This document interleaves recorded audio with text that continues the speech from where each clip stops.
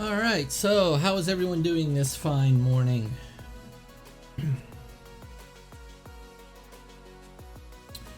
We are going to do some photo editing today. Yay! Okay, so I have a little bit of a different setup. I'm trying out this microphone here. We'll see how this works. I'm not happy with how some of this stuff is set up. I'm just kind of limited in space to where my desk is, so a lot of this stuff will get moved. I know I have to move my light because it's being blocked by the mic stand right now, and I also need to move my camera so it's a little bit more centered on the screen, but I don't have room behind it. So I think what I'm eventually going to do is just boost the light up, which will solve the light issue, and then get a snake arm for my camera so that I can mount it technically to my monitor arm, and then I can snake it behind this monitor, and then when I'm gaming I can snake it behind this monitor, and I think that's gonna be my best bet. But let's go ahead and get into some photo editing. So we are gonna start here in Capture One. I'm gonna try and do a series today. These aren't gonna be kind of the in-depth ones like I was doing the past couple of streams, just because I don't think we need to go that advanced with these. These are gonna be a little bit more, I don't want to say casual, because casual is really not the right word, but just something a little bit different. Don't need to go super crazy with these.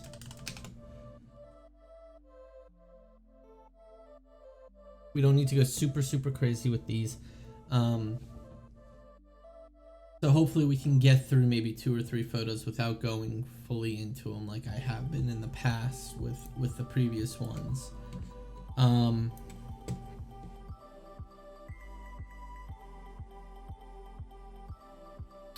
So yeah, so we're gonna see about that. It's really taking some getting used to having this mic right here. What I really want to do, I mean, it's not gonna matter when I'm actually working here, but when I'm trying to read stuff over here, it makes it a little jarring. But what we are eventually gonna do, again, camera here, that'll give me a little bit, that'll give me some more options for where the microphone can go in relation to my face, because if I move it too close to me, you can't see my face because the camera's right here and the microphone's literally right next to it. So I gotta work on that, but I didn't want to delay the stream anymore just because I couldn't get my desk set up properly.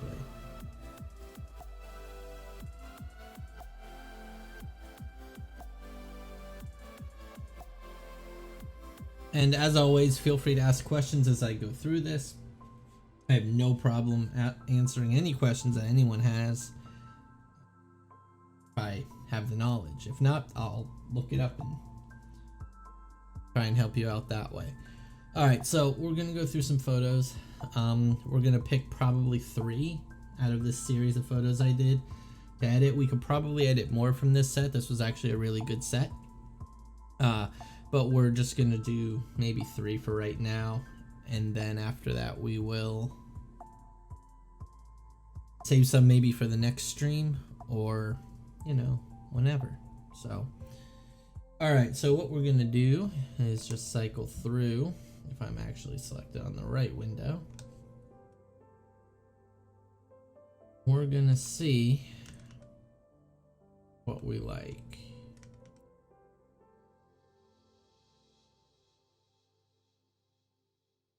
So basically what I'm looking for is overall expression, what's her body language like, what are going to be the more impactful photos.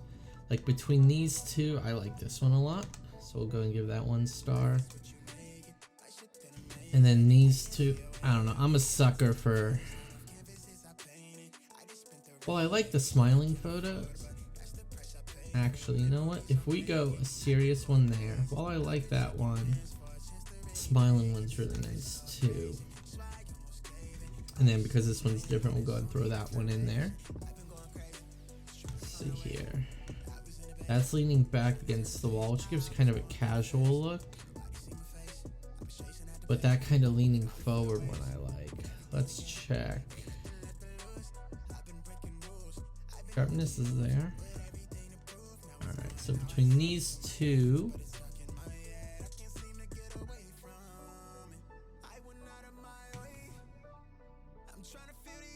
Alright, we'll go with that one. And there is something I needed to check. Now, oh yeah. Give me 1 second.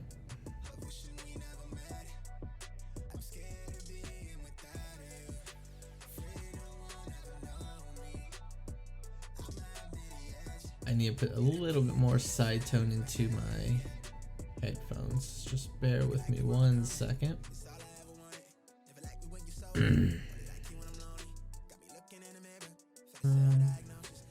Side tone. Oh, that's just mic side tone. I don't think it's just gonna add side tone too. Okay. I thought it would. Oh well. Please let me know if it sounds like I'm screaming. These are, you know, kind of. They make me talk louder than normal. All right. So we have those. Let's see what else we have here. See, I like that a lot.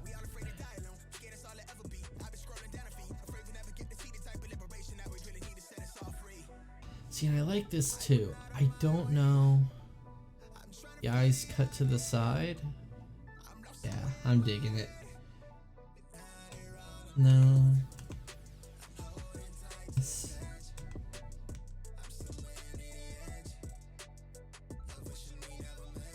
And this is just our first pass through.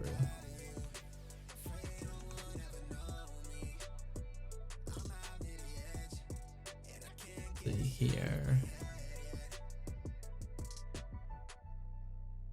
See, I'm not digging how her hand is like that, so we'll just go next that one.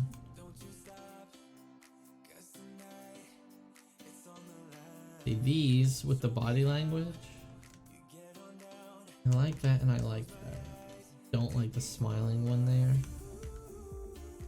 And this one, yeah, I kind of like. All right, so we have a couple, so let's go and view all of our 1 stars.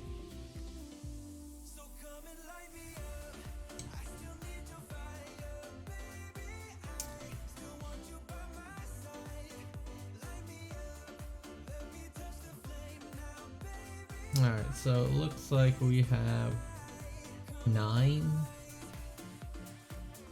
And now we have to choose potentially 3 out of these 9 to actually edit.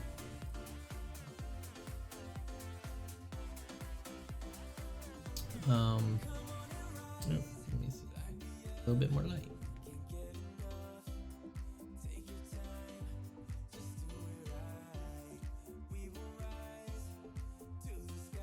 By next week, I'll definitely have the setup better. Yesterday was a little bit crazy, so I wasn't able to rearrange things as much as I wanted to. I also need to get some like a grip tape for the boom arm because my desk isn't level, and so it just kept swinging. So I had to put some rubber stoppers on it. So there's a couple of things going on. All right. Let's see here. I think we'll do 3 today and 3 again on Wednesday. I think that's what we'll do with these. And we're gonna edit them as a set, so I actually think this is somewhat smiling and I really like this one. So I think we'll go with this one.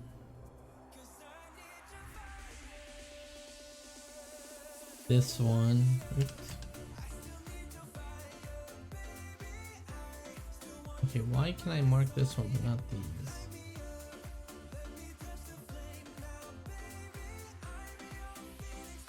Okay, capture one.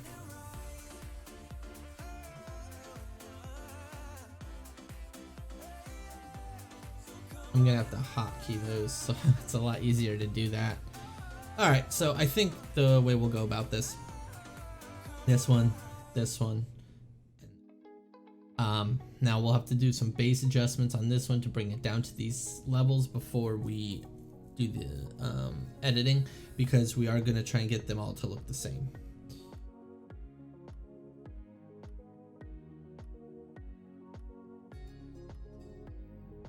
Again, I just want to see.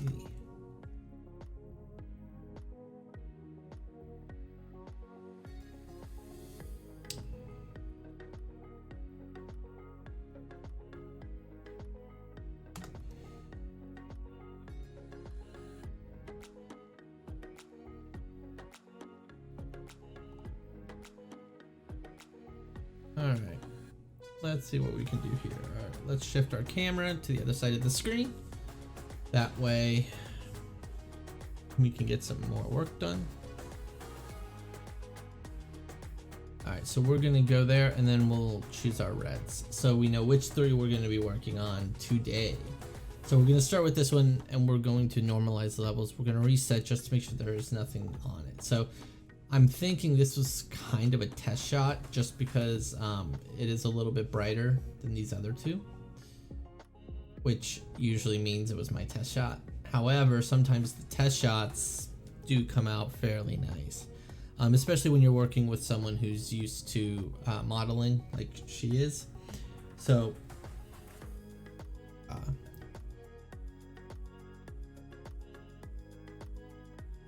coffee. So what we're gonna try and do is bring her down a little bit to this level before we start editing, so that whatever edits we do to these can be applied to this one fairly easily. So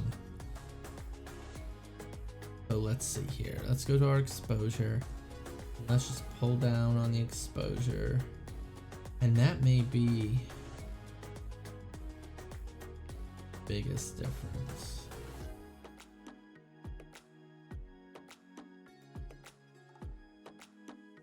Just the initial exposure.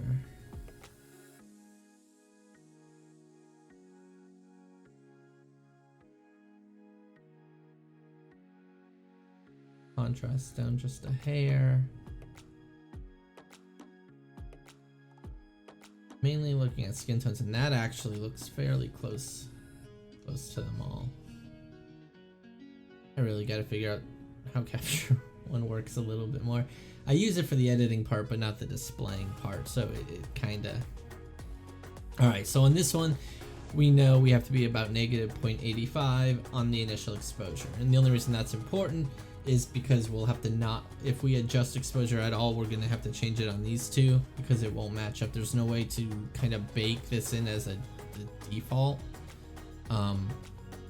So we'll deal with that later. So the other thing that I want to do is go into my profiles and see if we want to change to any of the Nikon profile, and I'm not thinking I did, and I don't think I do.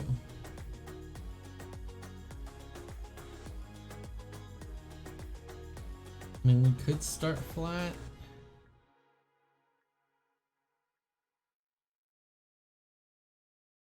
Kinda like what Capture One's doing there.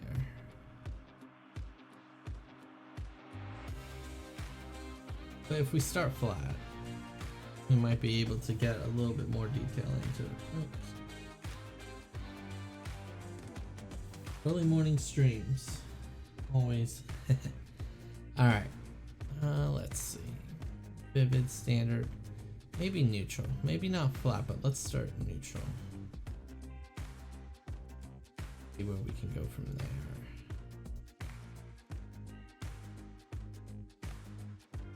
So for her to start, we'll just do everything on a new layer.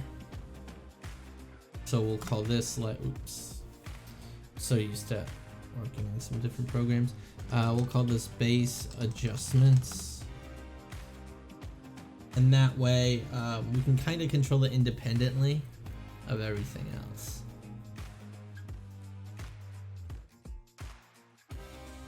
Alright, so let's see what we have here. Base adjustments. White balance seems to be okay. I'm not hating the white balance.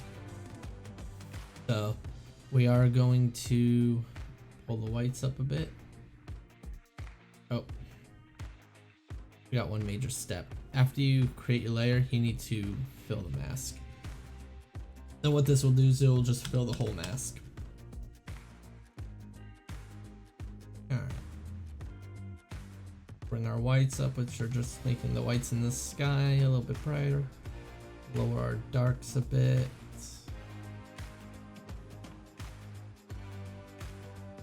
Do I have my exposure warnings? Alright. So what we want to make sure is most of those exposure warnings are gone. Obviously up there in the sky we're going to have them. There's not too much to be done about that, but we can get rid of them there just by adjusting our highlights. And we'll pull the shadows up just a hair. I want the background to stay kind of dark. Alright, I don't need exposure warning anymore. We'll pop contrast just a bit. Oh yeah, that was another thing I needed to do. Give me 1 second. I need to get my pen pressure. Capture one.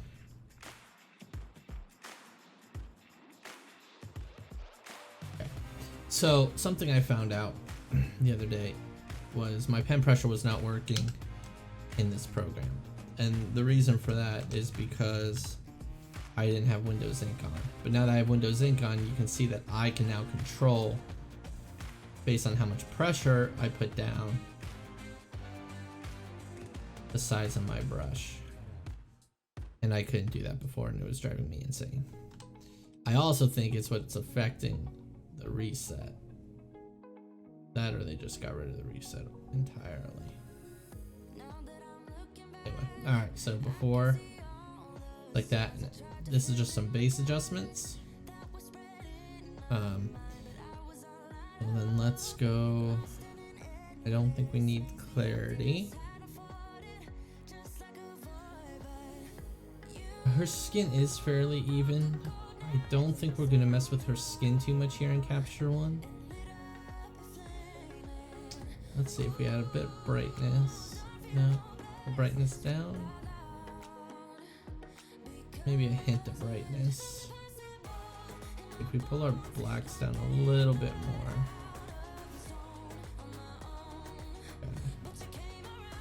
Okay. Now in this step we will clean up her eyes.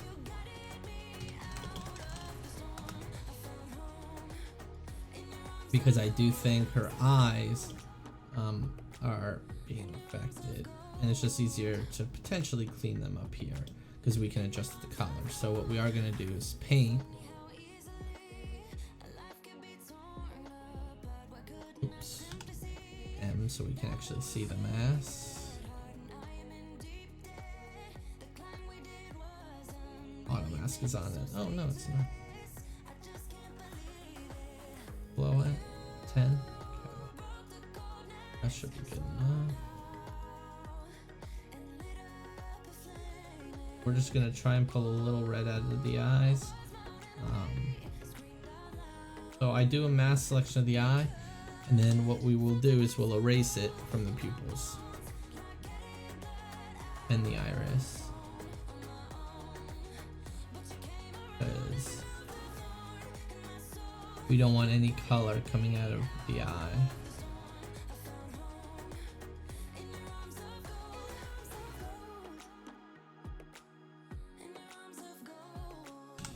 And then all we'll do is come into our color settings. We'll choose our advanced color editor and we'll select something in there. So it's going to give us the reds. And we're just going to pull the saturation out to clean that up. So, oh, right there looks good. So before and after. You can just tell, I'll zoom in a little bit more. You can just tell we're cleaning it up just ever so slightly. Just getting rid of some of that red cast in there. And that's in part due to the lighting. It's in part due to her skin. Because she is really tan, so sometimes, you know, this was also Oh, when did we shoot this? She could have been having some type of allergic reaction to something. Something got in her eye. I do remember it was somewhat windy that day. So that could have been the issue too.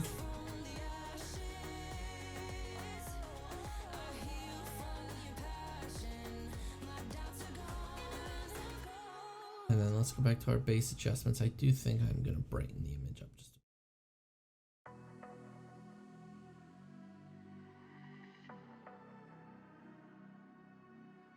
pull the shadows up just a bit more.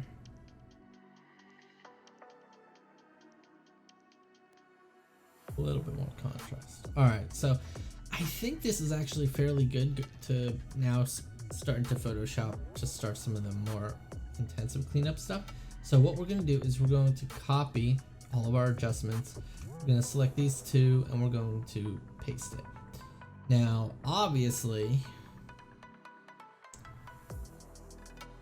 why that did that is because these adjustments here. So we're going to turn those off. Actually, we're going to add that contrast one back.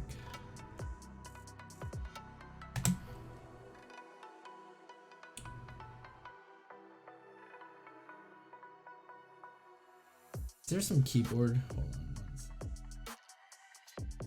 It's Windows Ink. Windows Ink is causing issues. I don't like Windows Ink, but I need to use Ink Capture One in order for pen pressure to work.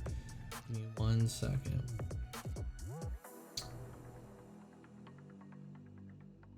I have to actually. Alright. I'll have to play around with those settings later. Luckily, we won't be in Capture One for much longer. Working. So on this image where the eyes are closed, right, I don't need to have the eye clean layer at all because you can't see her eyes. And actually, I think what we do need to do based on this, let's create a new layer and call this a red adjustment. Something's going on. Give me 1 second. There's some weird keyboard assistant.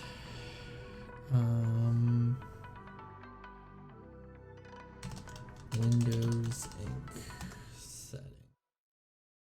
Ignore touch input. I write with my right hand.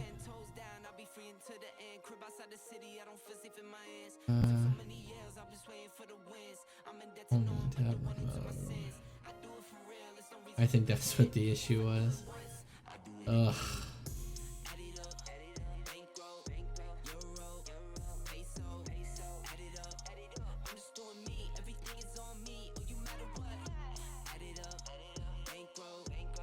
Alright. Okay, that fixed it. It was just trying to help me out. Alright, so I think what we are actually going to do is come in here, and there is a lot of red in the overall image. So I think what we are just going to do is select our red and under.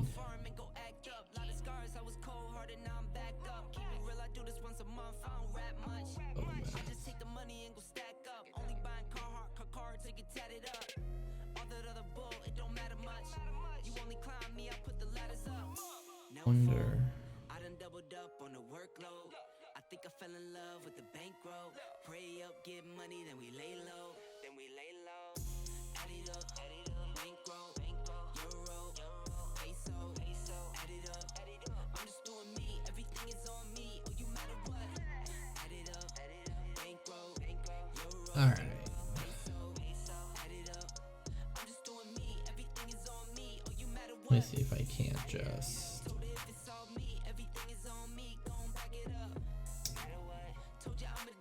Why you hating on me? It's not adding up. Told if it's all me, everything is on Did me. it again. Damn it. I'm gonna have to turn. I thought I just turned that off. Why you hating on me? It's not adding up. Copy. Apply.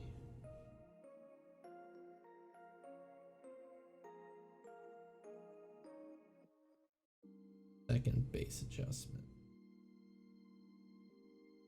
Alright, yeah, I just got rid of some of that red. That was. And then what we'll do for this eye clean Clear the mask. Zoom into where we need it, because the settings are still there.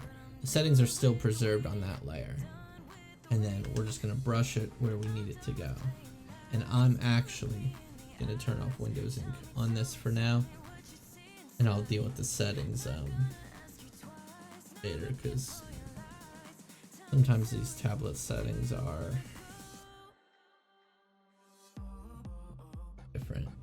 And I'll just use this to draw.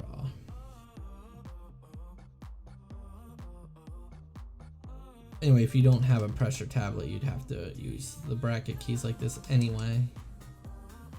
So, good practice.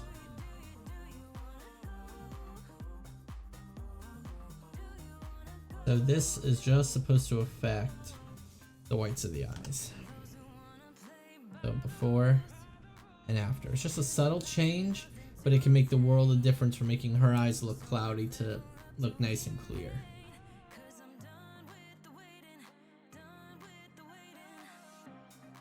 Alright, so now we can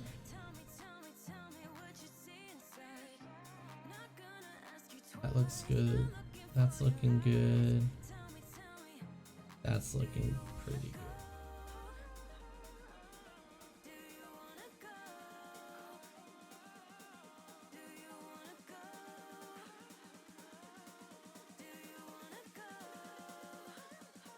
Alright, let's start with this image first.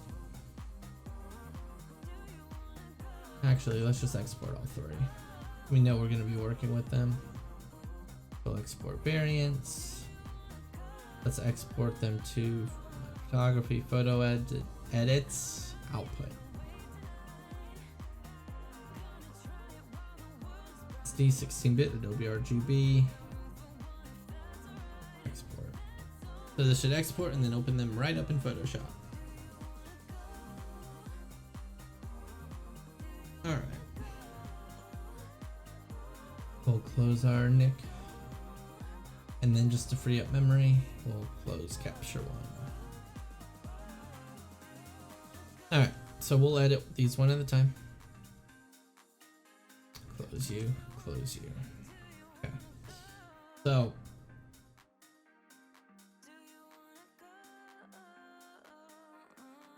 let's go ahead and start editing. We'll start with a cleanup.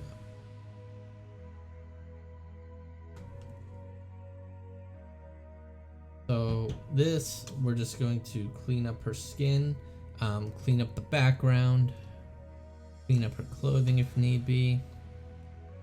And basically what we're wanting to do is just make her look like she would on her best day. So a couple of these splotches,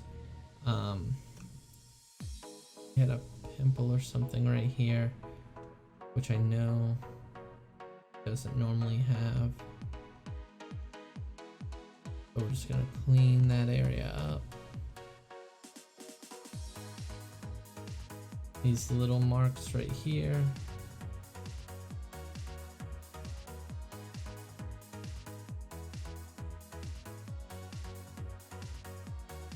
Over here. And a lot of this is personal preference. I like to remove things that I know aren't gonna be there in like a week. You know, little blemishes, it happens. There's really not much you can do about it. Little red marks on the skin, wind conditions, all that kind of stuff can affect all this. We were also kind of pulling her in different directions this day because this was out at a group shoot. So there's about 4 or 5 of us photographers out there pulling models left and right to get different shots in different areas.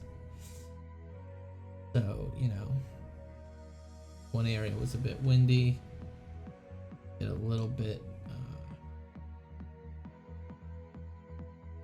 hit by the wind.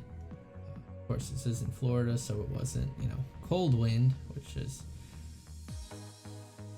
somewhat unfortunate because it was hot. But we make it work. So I'm just removing distracting elements from the image. We'll go through and smooth some of these areas out in a little bit, frequency separation. We're going to remove this little bit of water. We were making fun of her because she spilt water on herself and we were calling it sweat stains, but it was just water. Yeah. Thought she was gonna kill us. Okay. Let's see if we can't remove her hair from here.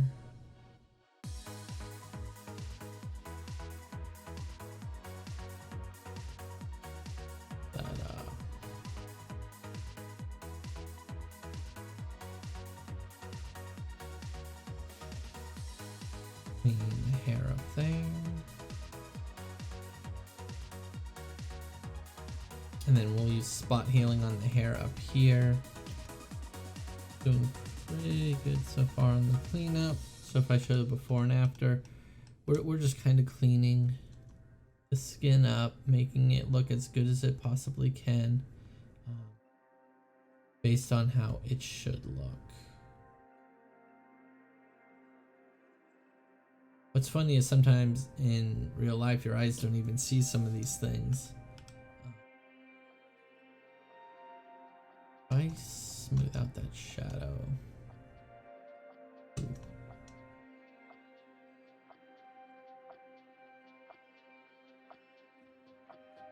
Go. We'll leave that for frequency separation, maybe easier to manipulate.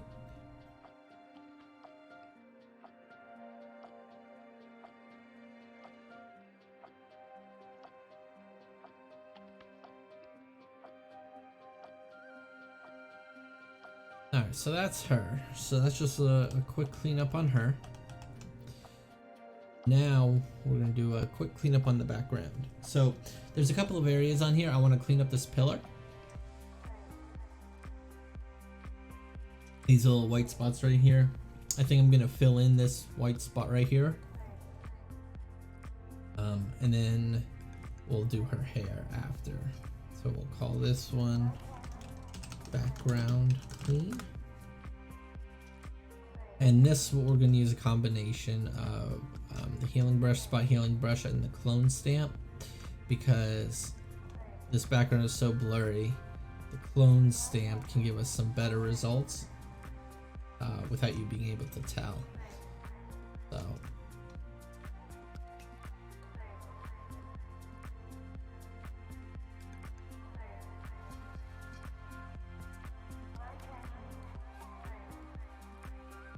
I didn't tell that, huh? Let's use our eraser. Erase a little bit right there. Alright, so up here,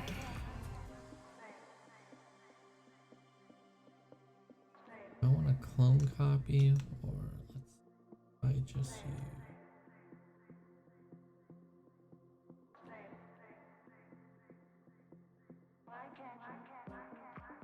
Or the hardness a little bit, because this is a soft area.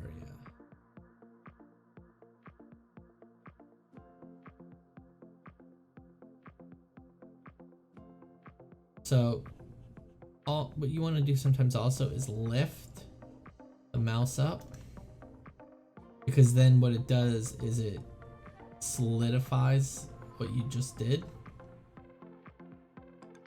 So then you have more area to clone from. I'm gonna take these edges,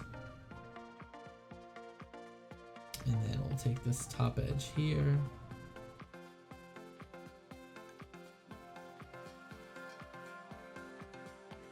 Just like that. Alright. We'll clean up right there, right there. Now for this one, we're just gonna take information from this bottom brick, fit into the top. Again, this is a background element, so it doesn't have to be 100% perfect. It's also a bit blurred. The only thing you want to look out for is a repeating pattern, which I don't think we're going to have any here.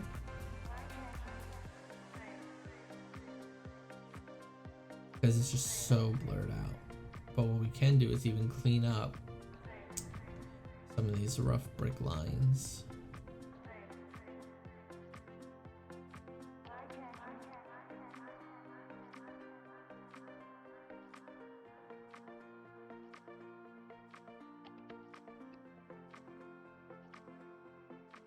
Right, and then up here, and we're just gonna do the same.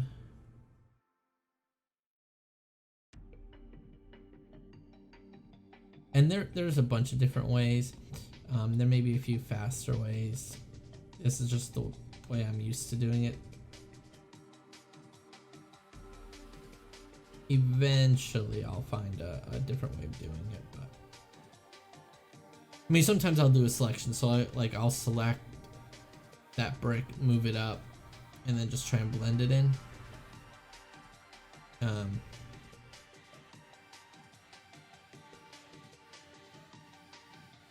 So that is one way of doing it. I'm just choosing to do the clone stamp today.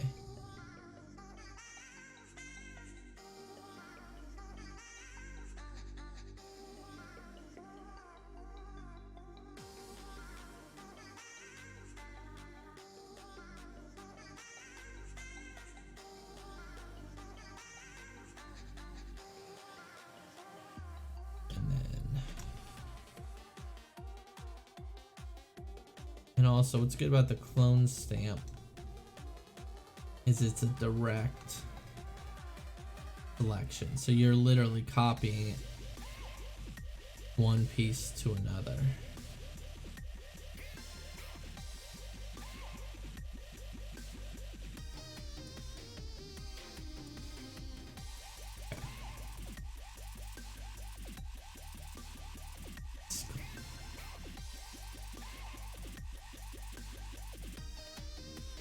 And all this is doing is removing distracting elements from the background. So before, see how distracting all that stuff is?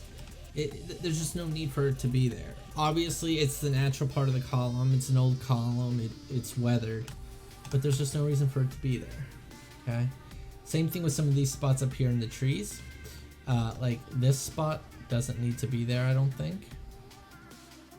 So we can fill it in. This I would leave, because it actually does add something. I think some of these may add something, so we'll leave those two. This I don't think needs to be there, so we're gonna take sample from the trees and move it in, and we'll blend this a little bit more in just a second.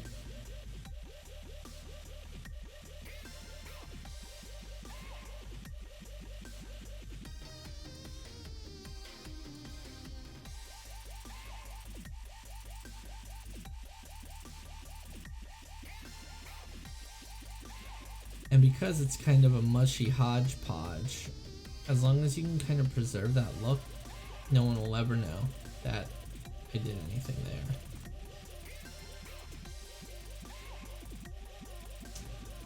And then, let's see, let's take our eraser, lightly feathered. It needs to be in a flow of like 10. Going to paint a little bit away, go back into our clone stamp, and then clone from the bottom.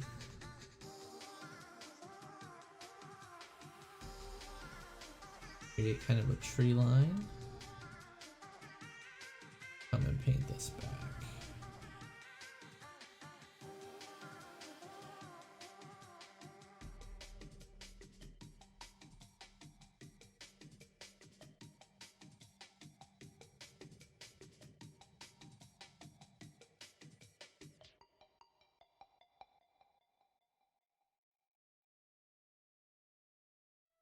So it just looked like bushes and trees behind it. And then I did notice something up here. I don't know what the hell this is. It could have been a finger on the lens. I doubt it, but alright. And I think, see, I don't want just stark black up there. I do like that that's breaking that up a bit. Plus that may actually get cropped out. Alright. So we have that, so this is just the cleaning up step. We just clean up the background. So now let's clean up the hair a little bit. So for the hair, we're just going to use the spot healing brush.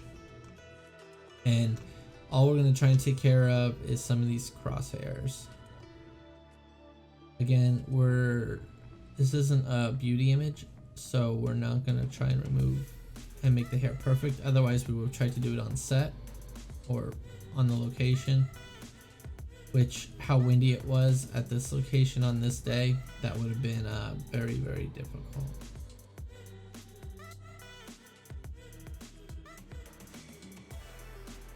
But this will just allow us to get rid of some of these flyaways. And this is just a good cleanup step. Spot healing brush does a fairly good job of just helping to remove some of these crosshairs.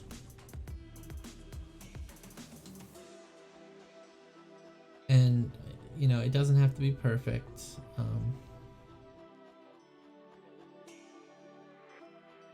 It just helps get. You can also pull the color from the sky or whatever's behind the subject to help clean it up.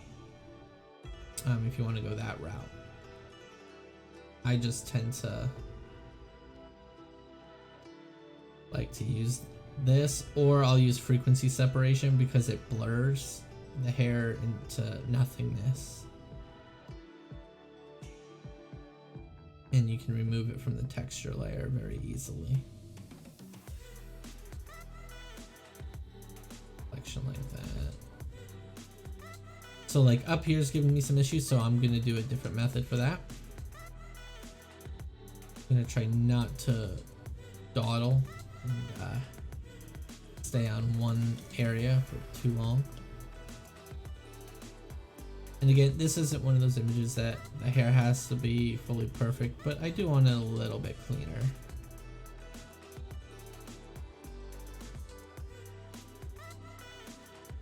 And just taking a few minutes to get this done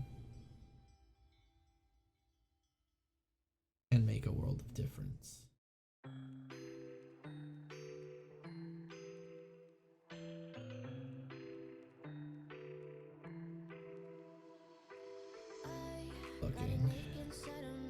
Looking pretty good.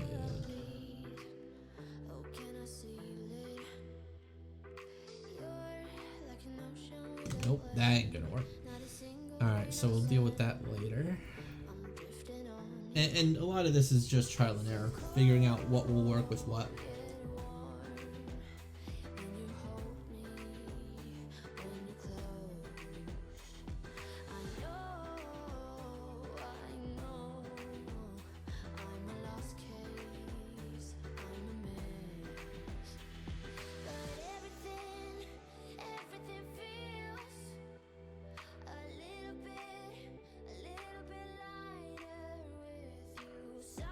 Hair is the hardest thing, and it's one of the few things I need to pay attention more to while I'm at the shoot, because you can avoid all this. A little bit of hairspray, and then just paying attention. Now, outside it's a little difficult, obviously, but you can still try and clean it a bit more. Alright, so before and after, it just kind of cleans it up a little bit, that's all. And we are going to fix those other areas, so we'll do a new layer. And I just realized my camera's going to get blocked. It's going to block the layers, and I want you guys to be able to see the layers. So what we're going to do is see if I can't use the clone stamp tool to just come and paint out some of these flyaways. Now normally I use the clone stamp on a hard feather, but here we're using a softer feather so that it blends in a bit more with the background. And again, this works with this background because it's a nondescript background. It's blurred. It's bokeh, as it were. And so nothing has to look right. None of that's working. Let's see if we go back to our spot healing here.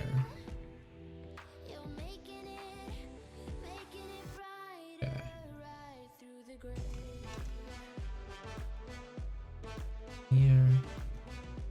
Go to the transition.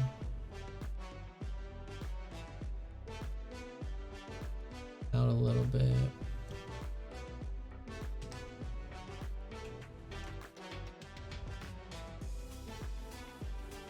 And we're gonna come and just snake in there a little bit, create some edges to the hair so it doesn't look so fake. And,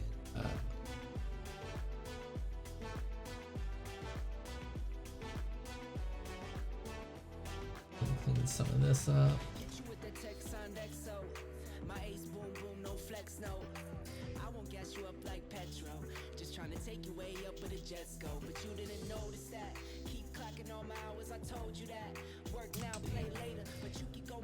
Alright, let's try. We may have to try the healing brush here.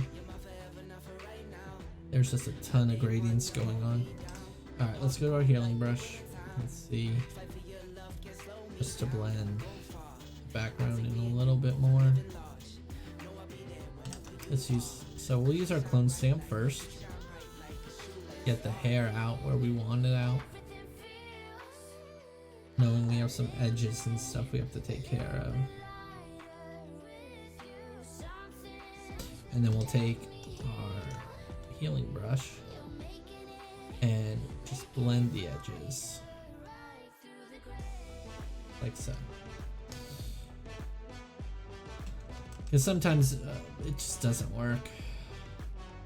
You have to use various techniques to get everything to blend, but that's also why Photoshop is so versatile,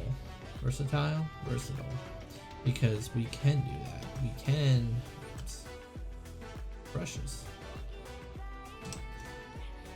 So I can use the clone stamp to remove something, and then I can use the healing brush to help blend it back together so it doesn't look fake.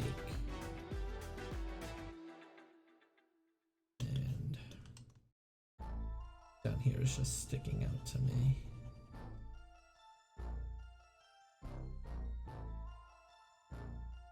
Back.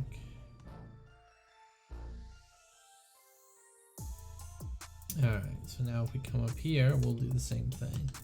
And we are going to liquefy to pull her hair out a little bit more, to add some volume to it, because we are kind of taking some volume away by getting rid of these little stray hairs.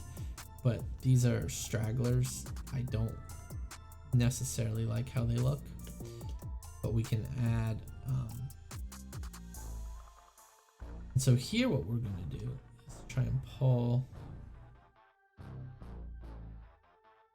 some of her own hair to kind of fill that gap, not gap but the edge, so that I can clone it out. Same thing here.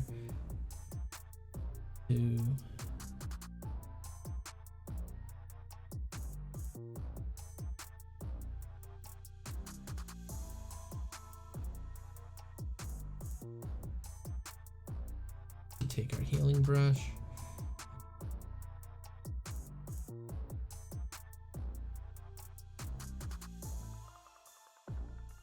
So, all right, and the back. Bit messy back here. You know what? Nah, let's just leave that. All right, so before and after, you can just, it just kind of cleans up the edges a little bit. We are running into some issues over here. It still looks a little fake. So what we are going to come do with our spot healing brush, clone stamp tool, I mean,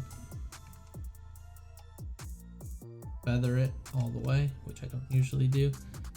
The flow is at 20%, so we're just going to come in here and just give it some texture. And then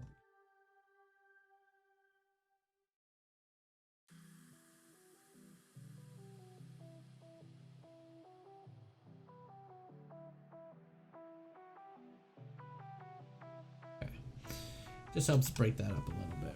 All right, let's go ahead and save this so we lose the work that we've already done to it. Now we're going to do frequency separation.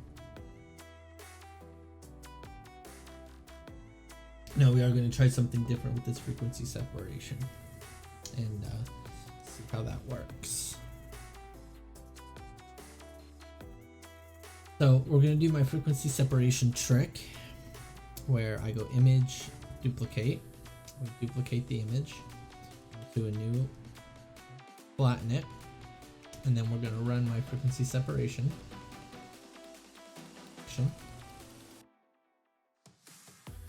I always like to use the eye and the area around the eye for the texture.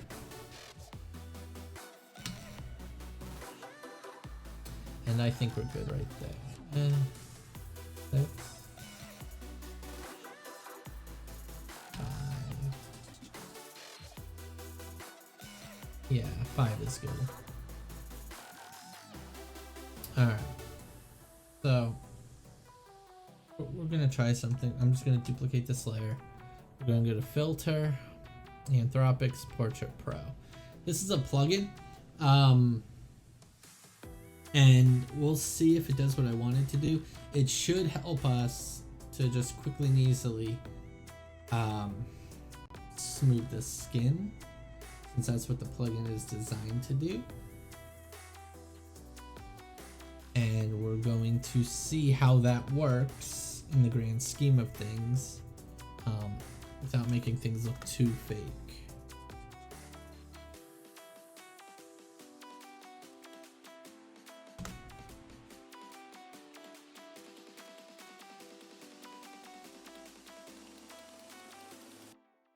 Alright, let's see. So the first thing we need to turn off is face sculpting.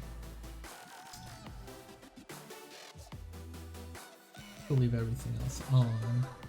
We'll just change some of the presets.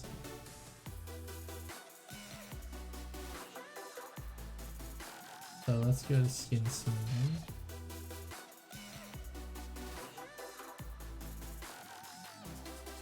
We'll just click, because we're only affecting the color layer. So what we don't want is, like you saw in a couple of these, the texture issues right here, we don't want that. So let's go to a general smoothing. And we may actually, rather than the presets, because the presets take things into account.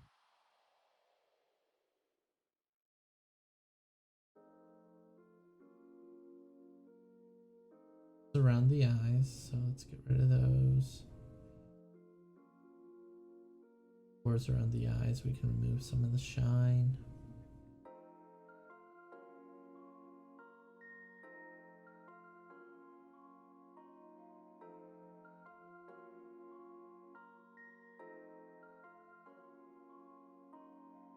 Smooth.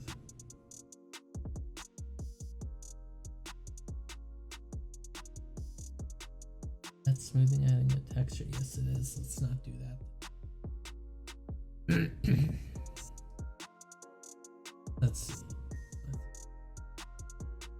There we go. So it's just smoothing the texture, right? And then what we can do,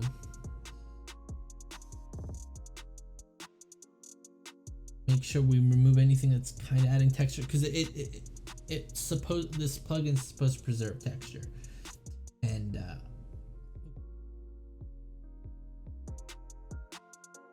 because we're only dealing with color, we only want color on this layer. I think we're going to turn skin lighting off because we don't want that affecting anything at all. Let's see here. We do mascara. See how this mess affects anything. Lipstick should be fine. That actually looks fairly nice. I like that. So, you know, we're just enhancing some of the color in the eyes. We can add some blusher.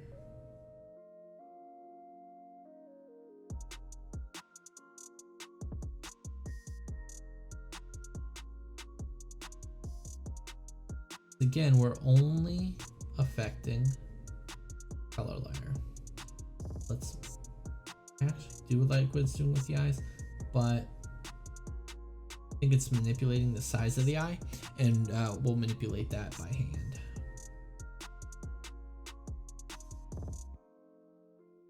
And we don't need anything done to the picture. All right, so let's go ahead and bring it back. And let's just see how that looked. This is just so I don't have to go through with my mixer brush. We're just gonna see how this looks. If I turn the detail layer off, so we can see the before and after, right? Turn my detail layer on. Before and after.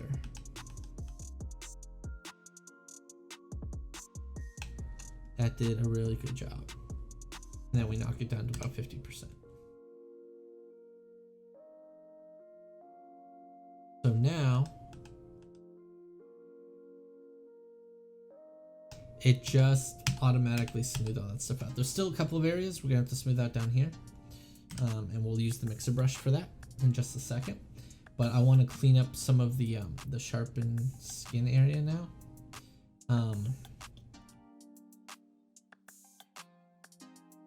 Just to tone it down a little bit. So we're gonna duplicate our detail layer. We're gonna clip it, and then we're gonna knock it down to normal mode.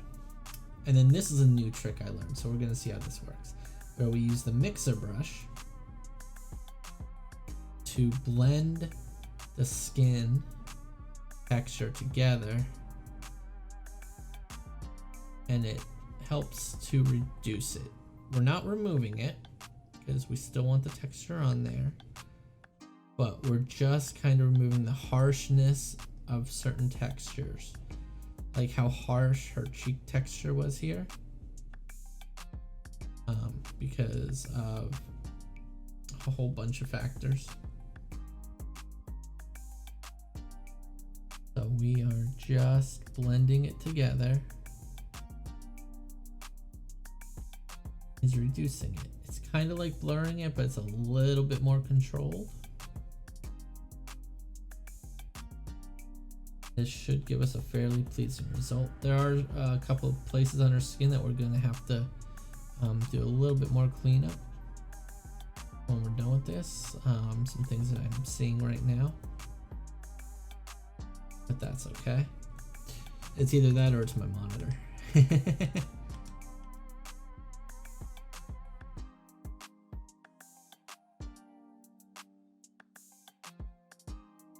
But as you can see, we're just reducing the texture. It's still there, so we're not removing it.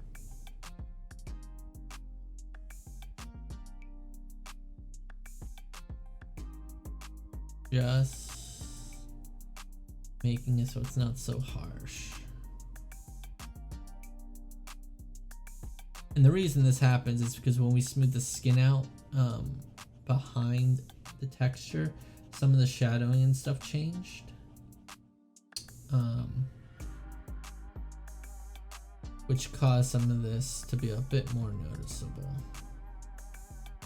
And we're just now self-correcting. But you also don't want to go too far, because then you go into a porcelain doll look, and we definitely don't want that.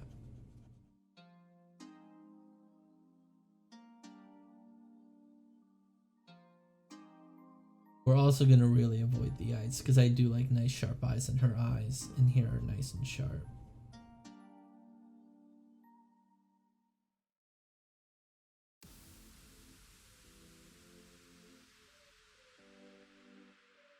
There's a couple of areas that we need to fix.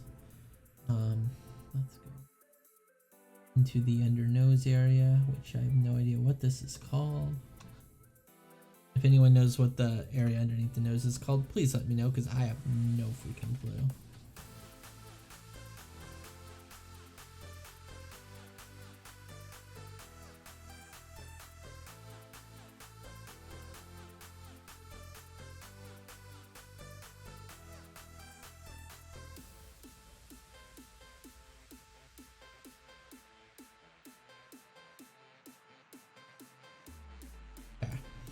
I think that's pretty good.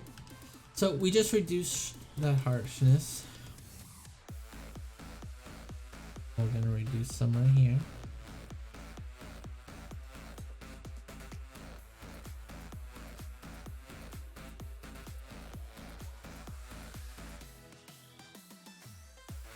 A little bit more over here.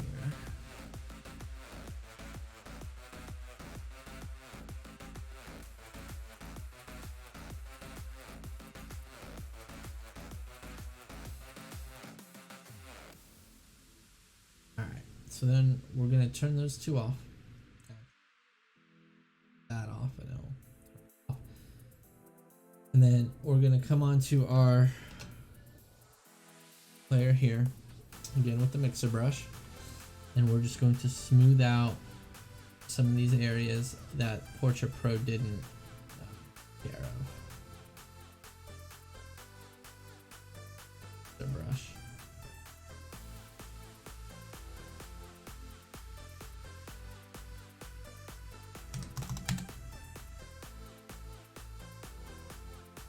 We need to do this a different way. Alright, so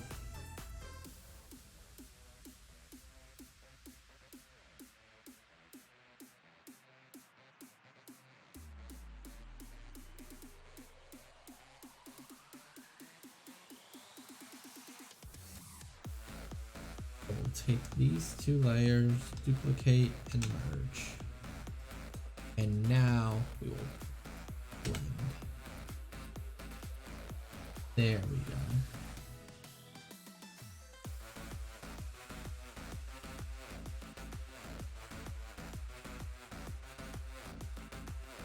And let's turn our black and white on. It will just help us a little bit. Now, what we don't want to do is totally remove the shape. We do want to just kind of blend. The monitor's shaking on me. A little bit closer to the edge. Help prevent me from shaking the desk so much.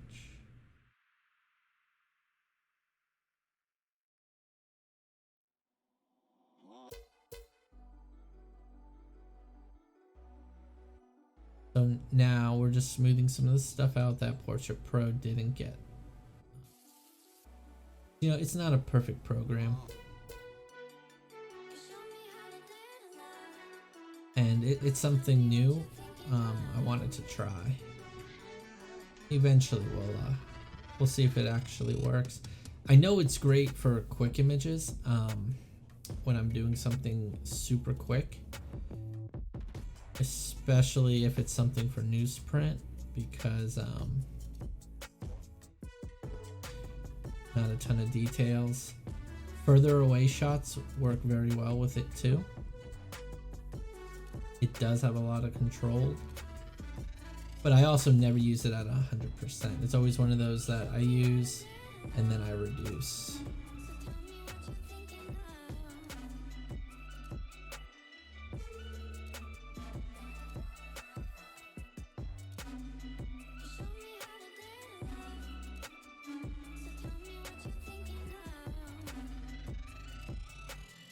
We may only get through 2 pictures today. We'll see.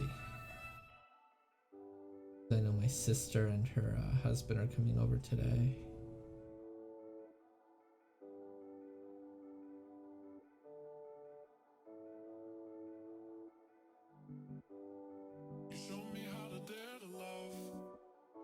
Let's try some circles. Blending circles.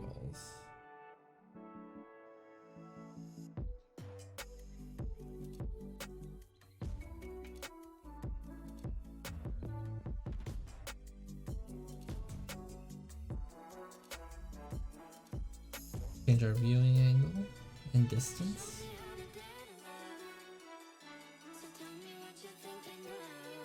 Pull some of this color down in there. Some more color up there.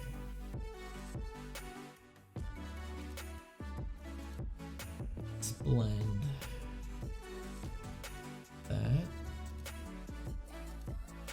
Blend a little bit more underneath the eye. And obviously, if we go too far, we can always reduce this layer to blend it with the layer underneath and bring back some of the detail and stuff that we may have lost. So don't ever, and that's also why I work non-destructively, in case I need to do that. In case I need to pull different textures from a previous image.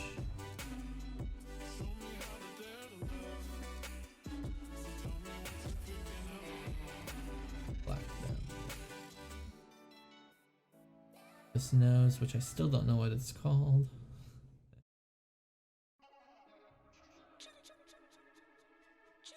Oh, before and after so far, looking good. And we'll clean up around here.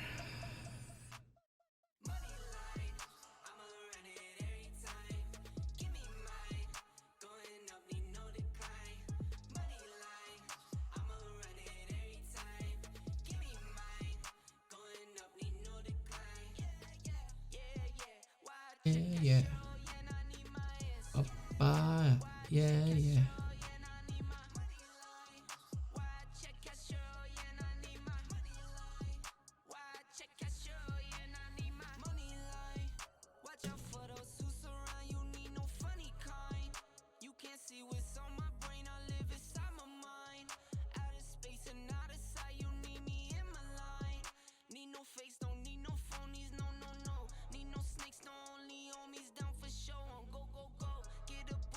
Ooh.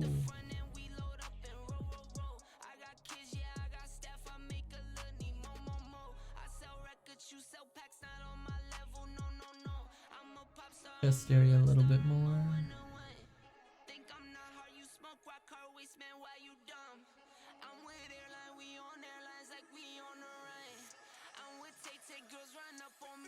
Okay.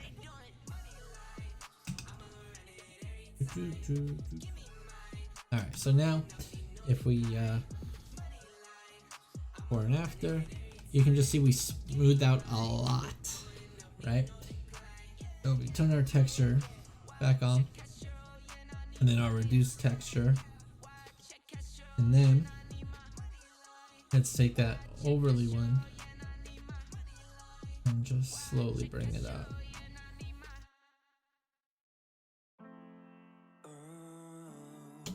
And there's our frequency separation. We can delete this, and before and after. This is just such a crucial step for me. Photoshop is still doing that. It's not letting me drag it over. I don't know what's going on there. Alright, we can close that duplicate layer. So now this will be our cleanup group. I'm gonna save, and I just heard my dog, so I will be right back.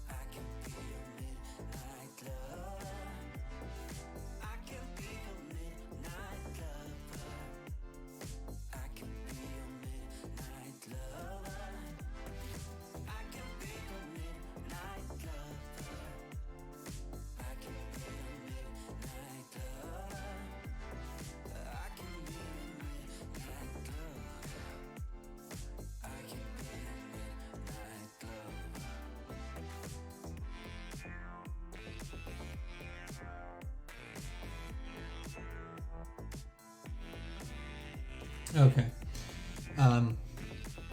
Nothing.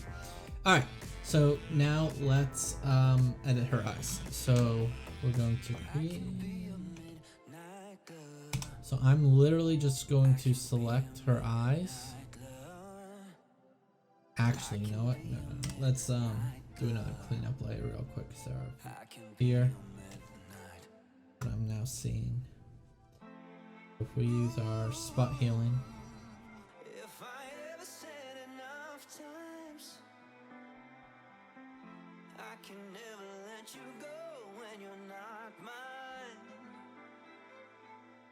But look at how nice and clean her skin is now. We just missed a couple of things in the initial cleanup stages.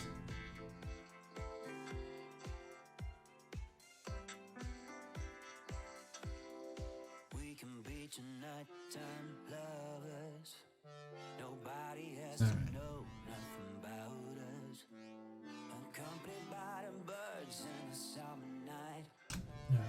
Create a new snapshot layer. Select I1, I2. Delete that background. This just keeps our file size as small as possible by only loading the amount of information that we actually need. So we're going to use a couple instances of this. So the first instance we're going to knock down to screen. Okay. We're going to put an inverted mask on, and using our normal brush tool, I do need to go in and fix that.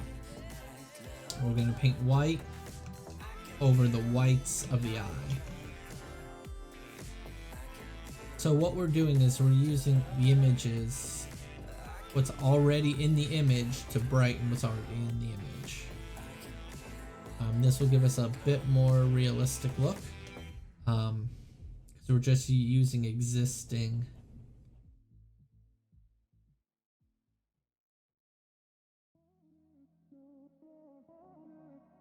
clean up a little bit more of the eyes. Now obviously that looks super fake, so we're going to pull down the opacity, slowly bring it up. I may have been a bit ambitious trying to do more than one image today, just because I have to help my sister and her husband today, and as fast as apparently I think I am. That's okay, it just means we have more images to edit during the week.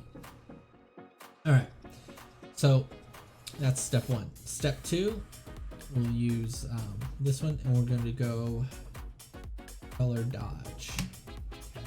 Invert mask. And then we're just going to paint that to the color parts of the eye. And again, I'm using about 3% flow,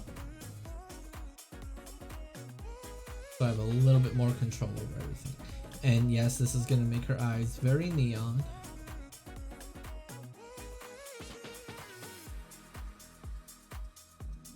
Okay. Like, oh yeah, look at that. Okay. Again, we're just going to reduce the opacity.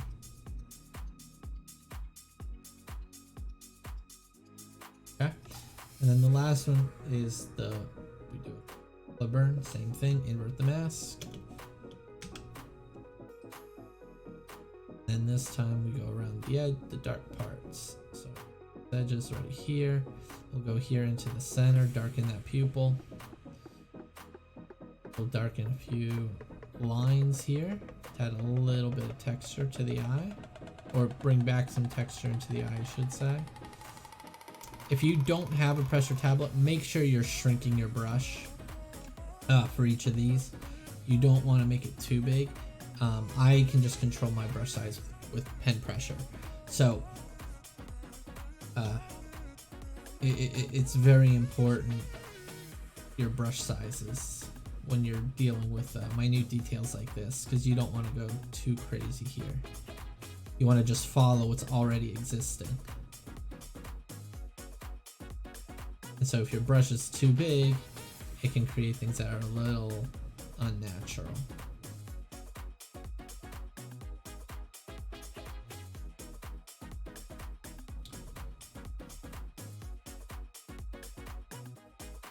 And then I think we're going to back that down again. Always drop everything to 0 and then pull it back up. So with our eyes, before and after, before and after. So if I zoom all the way out, you can kind of see what that does. So before, after. It just adds a little pop to the eyes. Nothing crazy, nothing fake, but you can just see that nice little pop there. Now we are going to adjust the lips a little bit, and I think we may do the same technique that we just did and see how that looks on the lips. So let's create a snapshot image. We'll select the lips out, put it on its own layer. And then this is just keeping our document nice and tiny, nice and clean. So we're gonna again, we don't need to do a screen on this because we're not trying to clean anything up, I don't think, but let's see what happens if we, yeah, we definitely don't want to do a screen. Maybe a multiply?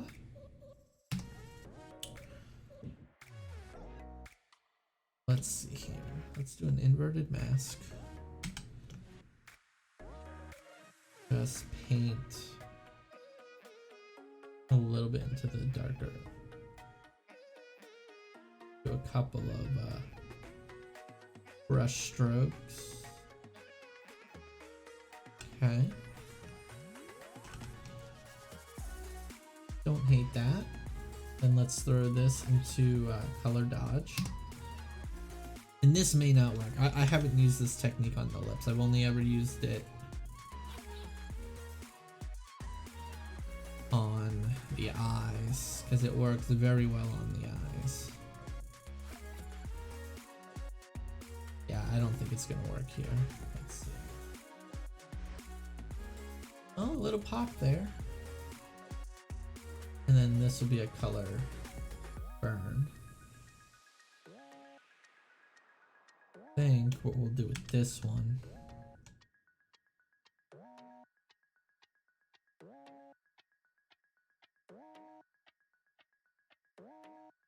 shadow.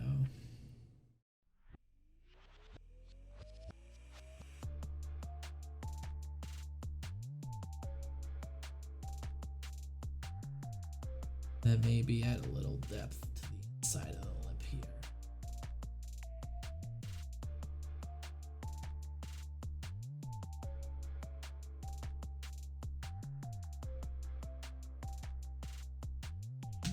And let's see if that messed things up too much. Knock it down to about 50%, 30%. 30%. Why am I at weird numbers? Oh, Photoshop. Okay. Let's see how that looks all together. Before, after. 50%. Or after. Yeah, I think it just adds a little something to it. We'll call this lips. Alright.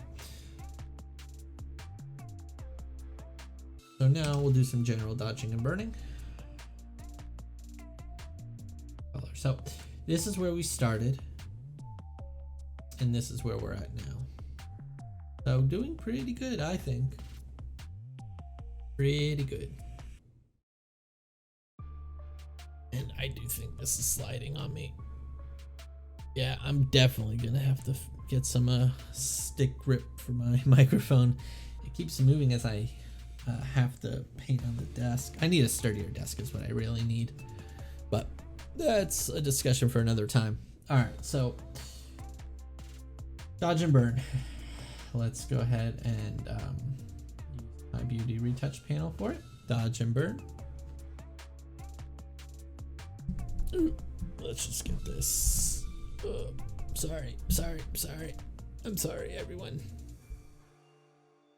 Yep, we'll see how that looks or sounds. I probably just screwed up all my audio. So we're gonna delete this visual layer and we're gonna pull the one I had for my frequency separation out for a more true black and white image. So we're gonna start with the burn here and see if I even need to do any dodging with this image. So we're gonna go down to about 2% flow. If you don't have a tablet, I recommend you use the opacity rather than the flow. I use flow because I am using a tablet and I can control it much better. So we're gonna come into her hair and we're gonna dodge shadow areas. Her hair. Oh man, this is gonna drive me insane until I get it right. Okay. I just don't want this fully blocking my face like it actually is right now. Yeah, I'm definitely gonna have to figure this out off stream. I shouldn't be messing with it while I'm doing this, but oh well. Behind the scenes. Okay. So we're just gonna come in here and darken, dodge certain areas. And this is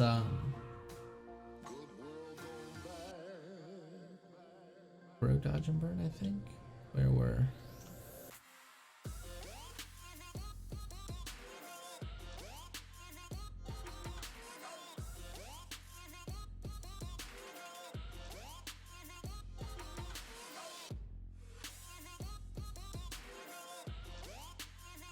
Easing out.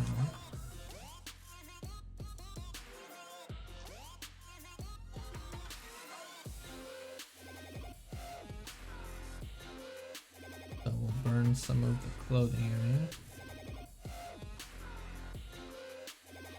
Okay, that's pretty good. So let's see a quick before and after.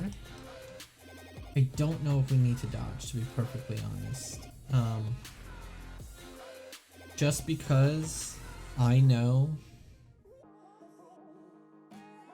already actually pretty bright enough, and we're about to do a general dodge and burn. So I don't think we need to do the dodge and burn to the extent oh, that's what happened. That moved up on me. All right. I don't think we need to do the dodge and burn to the extent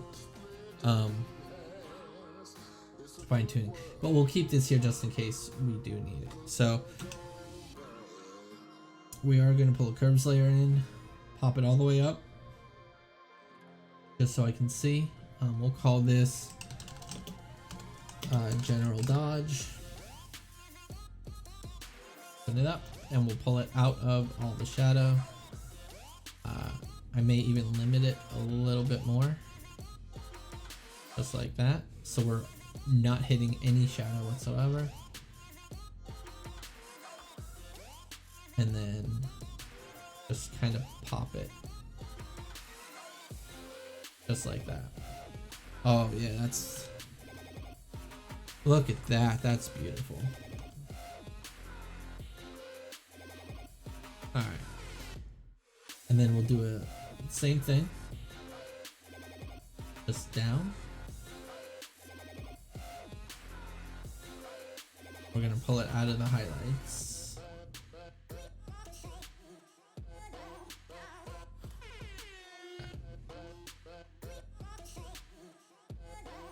Start it at 0. Pull down ever so slightly on this one.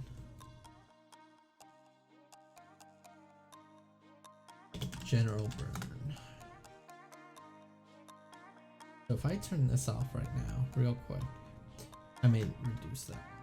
So we'll call this one general DB.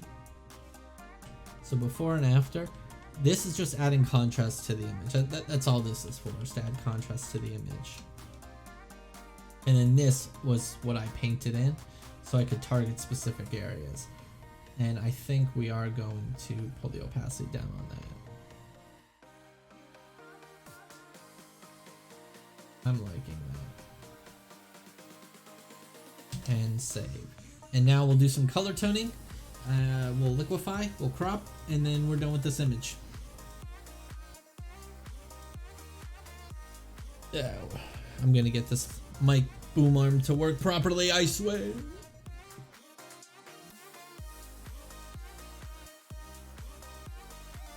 By Wednesday, I should have all this fixed. I hope. Alright. Nope, we're not done saving yet.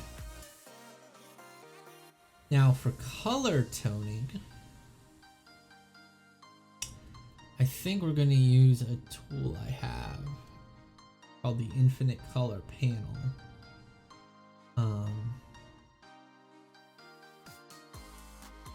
And we'll see what kind of looks that gives us.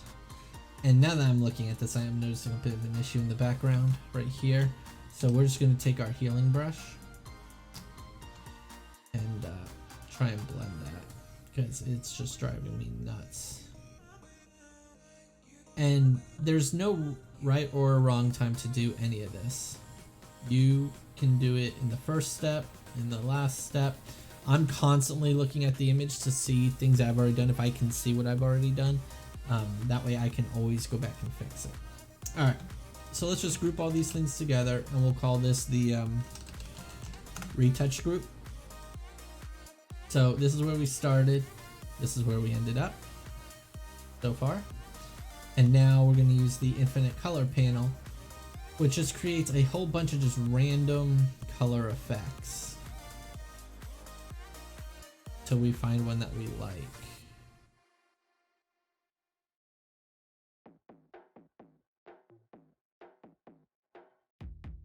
Cool.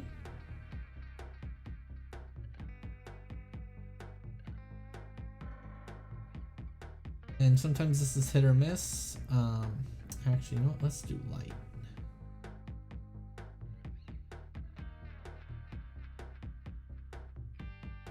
And then I just lower the opacity and bring it up just to see what it does to the image. That's not doing what I want it to do. And to an extent, I don't know what I want. I just know I want something. And if none of these work, we have other ways of color toning. Nice. Let's see. That just adds a little bit of a tone down to it. Let's leave that one. So we'll call it color 01. Now let's go the opposite direction. Let's do something that's intense.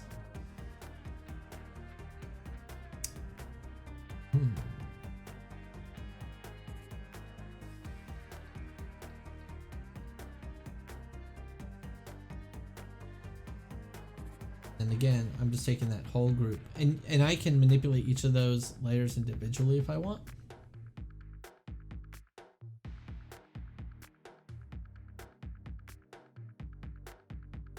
What I may do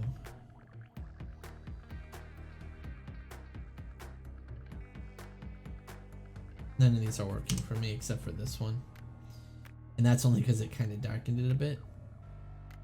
So you know what, let's go ahead and throw all that out the window. We're gonna go another route with this. Let's pull up, do I have it open? My Adobe Color Themes.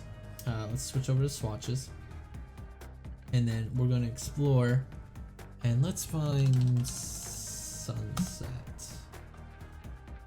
So what we're gonna do here is we're going to literally try to find some colors to create a gradient map. And then we'll use that to create our color tone. So let's add this one to swatches because I kind of like those colors. Why is it adding to my library? We'll deal with that later. There has to be a setting in here.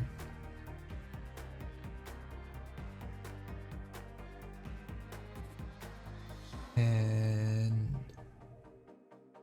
you know what? I kind of like that. So add to swatches. All right. So what we're going to do now is we're going to create gradient map, and I should be able to just load the gradient map up. I need about 5 points on this gradient map. So boom, boom, boom, and boom. It's close enough to the points I need it. So the white points I know are there. We'll leave that color alone for now. Then we'll go into a skin color. Sunset. That's better. A mid-tone color. Red or orange. Darks. I want blue or purple. I think the purple works.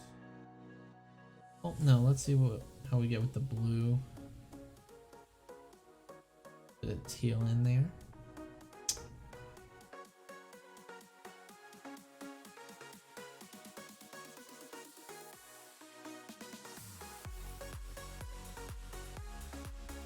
So get these blue colors into the shadows. Let's see.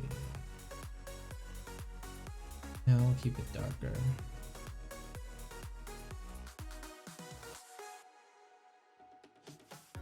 Let's brighten the orange up just a touch.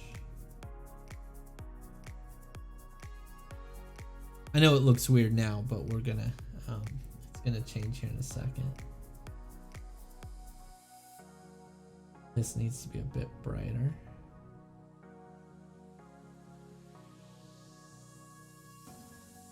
And then let's see what happens if we throw this into color mode.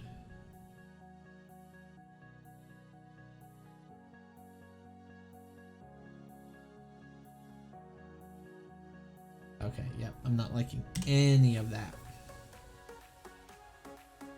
And then this is why we experiment, because none of those are working for this image. So what we are going to do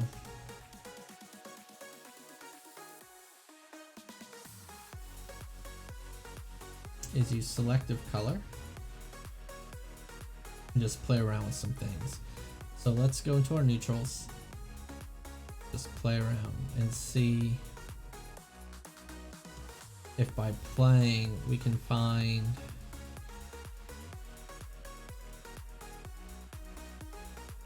something that we like.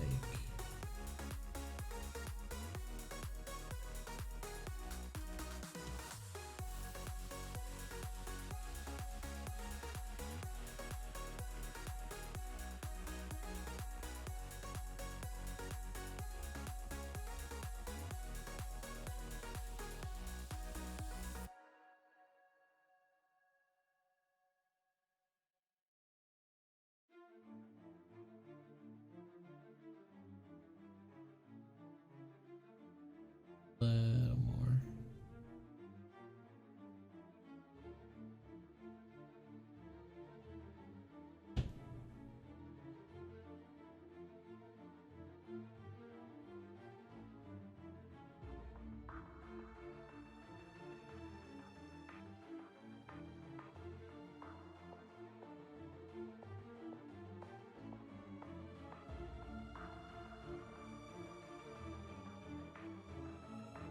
So that's a decent indicator. Something very subtle, but works very nicely. And then we're gonna throw vibrance. Pop that vibrance a little bit. Okay. I think we're getting somewhere now. No, we'll save vibrance for last. Now let's see if we can't load some LUTs and see. So what this brightness did, I realized that the image was a little dark. And then what I can do is add a small S-curve. Just add a touch more contrast if I want to, and I don't want to.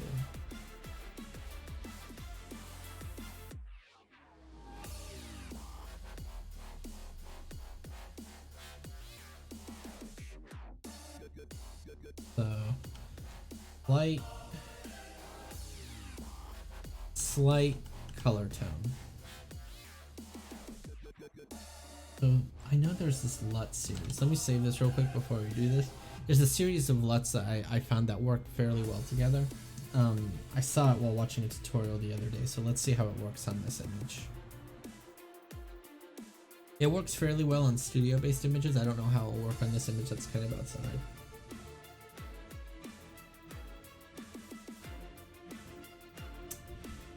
Let's see. I need to go color lookup. And we're gonna load, I think it's Edgy Amber. Gonna load Crisp Winter.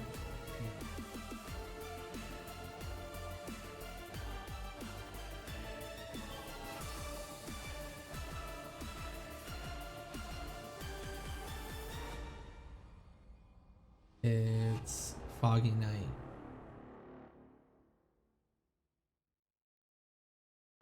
This is an Edgy Amber.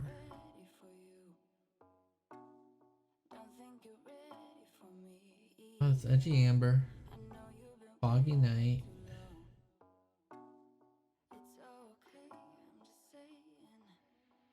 Crisp Winter.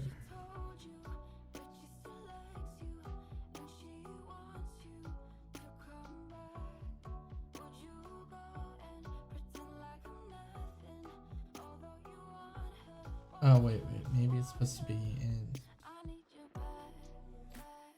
soft light?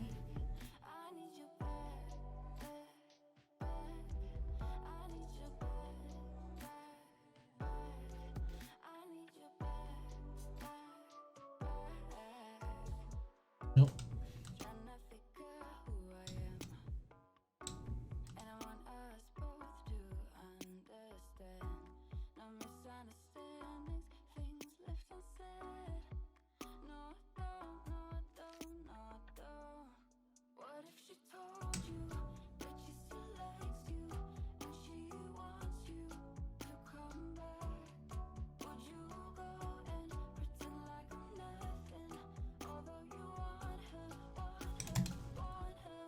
not 99%. All right, so okay, yeah, this is it. It just gives it a little punch, and then we can do our vibrance, pop the vibrance a bit, and then I think we'll come down to our curves, brighten it up just a bit more. I want the vibrance that much. I don't think the vibrance is actually doing on there. Let's see here.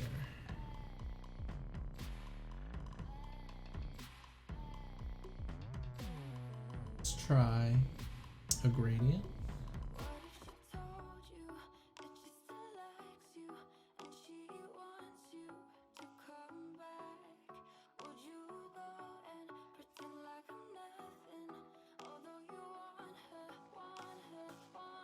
Actually, we'll just do black to white. Radium. Soft light.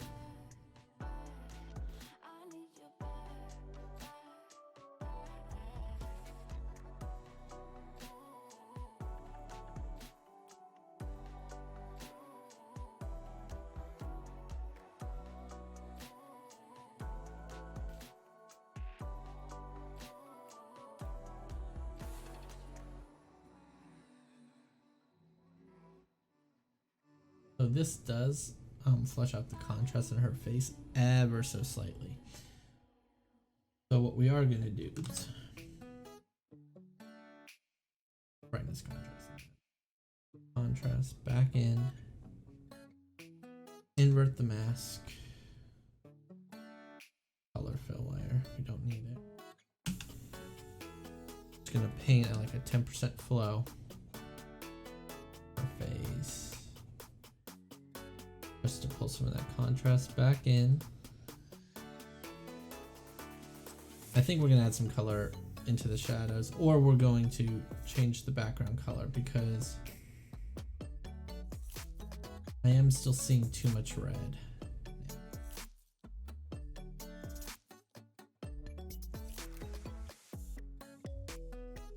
Okay. So we're here to here. If I remove this, that definitely needs to stay. This group, that's adding. Okay, let's just come in here, selective color, come into the reds, add cyan.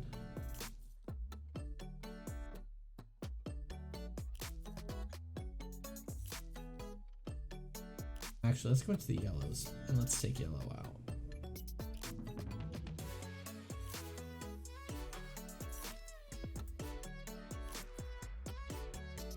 Lower. Okay. And then I think if I do another one, and I mean, you can do as many of these as you want. I want to add some more.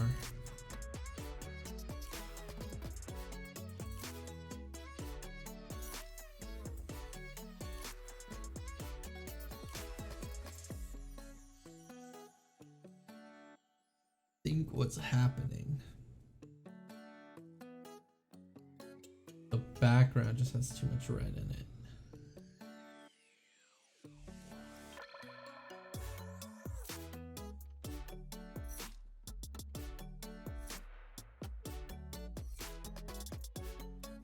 Pour this down to about 15%.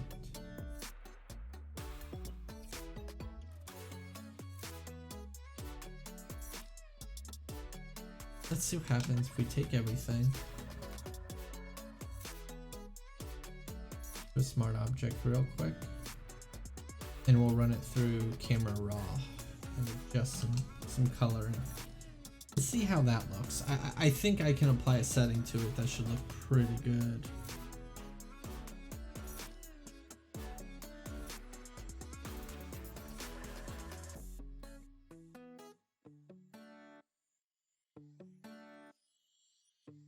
Let's see. once it saves. Because Adobe Camera Raw won't load while it's saving. Oh. I really probably should have a more of a game plan before I start editing, but sometimes I just like to wing it.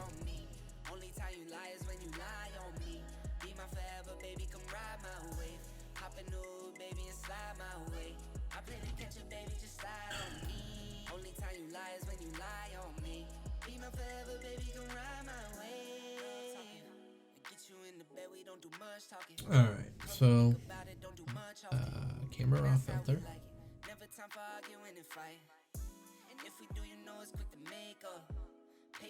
And just for SNGs, let's just try some presets first. I know there's this one preset. Does some weird stuff to the image. And if we take it... Ooh. No, I can't do that as a smart filter. Give me a second.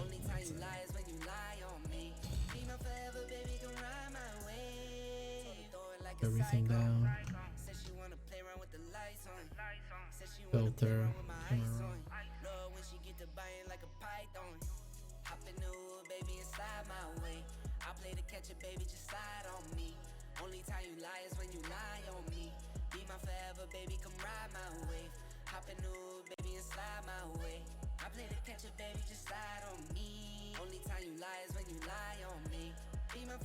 On camera, work faster. Not register my click. Good, because it's not moving.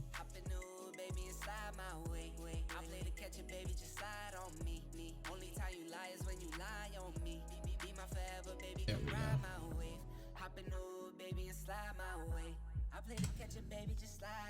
Okay. Load our green channel. I think the green channel is the most contrast.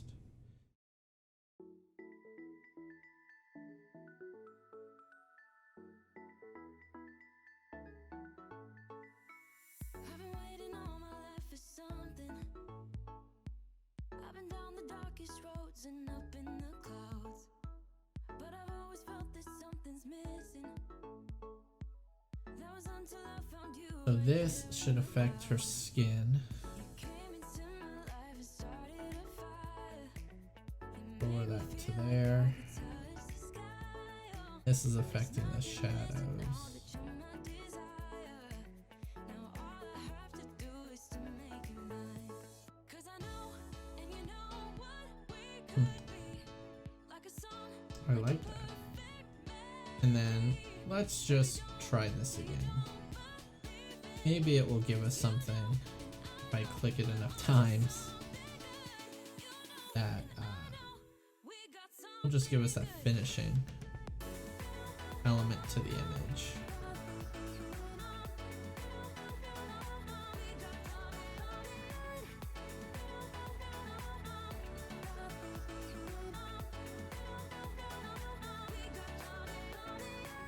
I've been waiting for the one forever. Finally, I got you, baby, here in my heart. When I wake Sometimes this stuff is just trial and error, trying to get it to look the way you want. up, I was just a shell, so stuck in the dark. But the good news is once you get this stuff figured out, you can translate it into the rest of the images in the series. I could touch the sky, oh, there's nothing missing now that you're my desire. Now all I have Phew. Ugh. Whew. and you know what we could be. Like a song, like a perfect melody. Baby, don't say you don't believe in me. 'Cause you know, and I Let's see. to something good. You know, and I know Nope. we got something good. Alright, so nothing is jumping out. I think what we may do is leave it. And actually, I think what will help is if we tone the background down before we do the liquefy. So what we are going to try and do is separate. Normally I do it before this step. Um, we'll just let's just try this. If I do a curves adjustment here, and I do a select subject.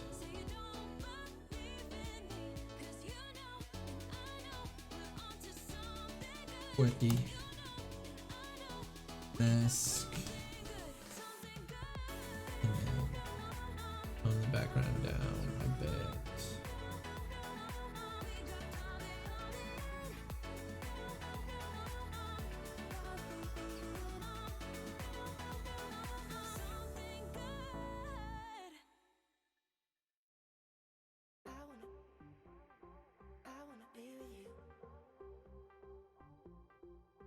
Go hue saturation and see what happens.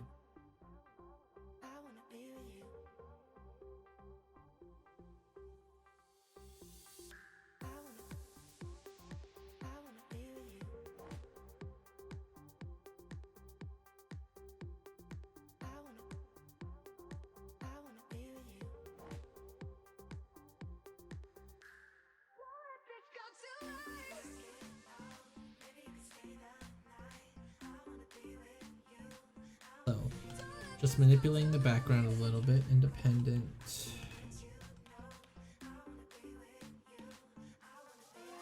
Her.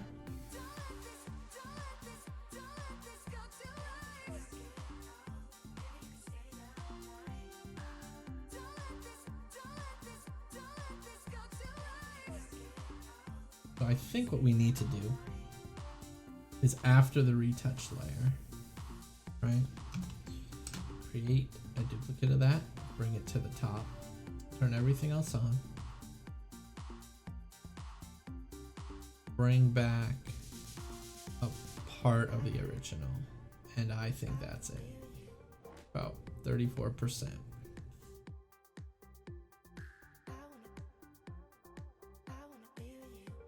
I think that's it. Alright, so now let's liquefy.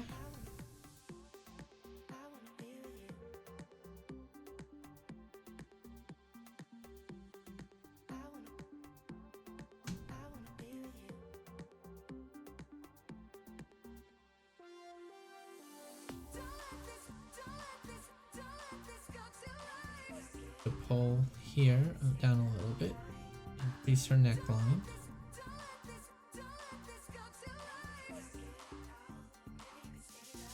Very carefully add some more volume to her hair.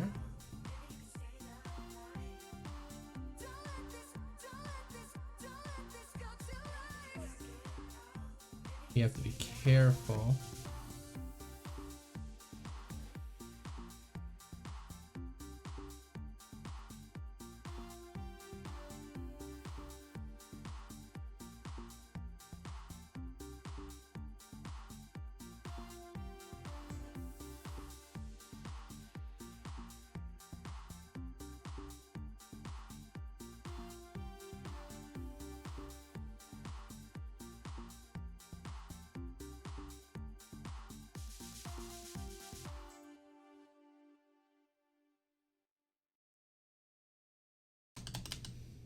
And now she has a floating rib right there, so I always put that for her whenever I shoot her.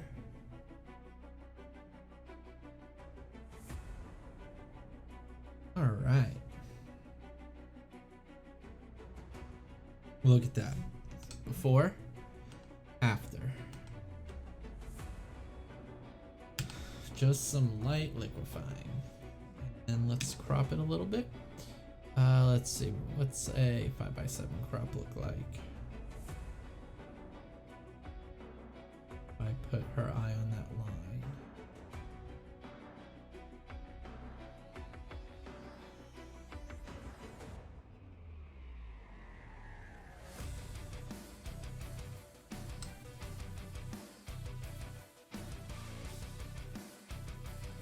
You know what? I kind of like it. Oops. With more room. What if I pull it?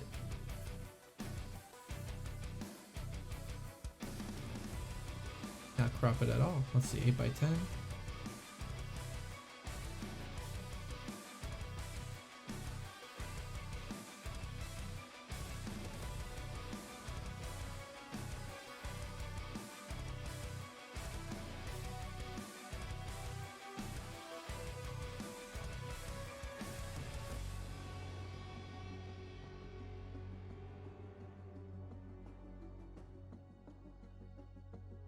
And that should be good. We'll obey some rules of thirds.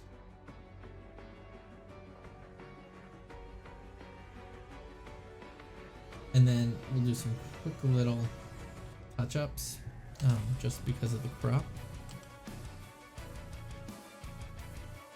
That are just going to be distracting elements that I know will be distracting elements.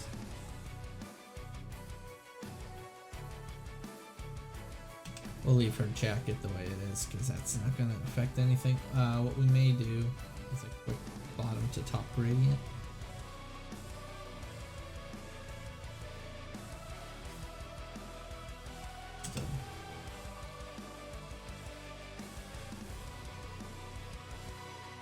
Put it down just a hair. Alright. So that's where we started. And this is where we ended up. Start, end. Start, end. Start, end. Now, in looking at this, I am still thinking there's a lot of red here in the background. So let's pull our background group up to the top. Delete everything that's in it. Let's see if our levels, the red channel.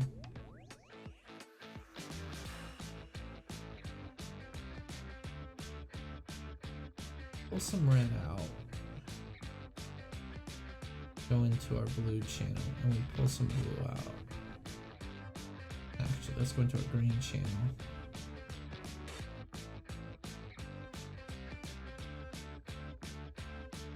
Our blue channel. I know that's extreme, but we're going.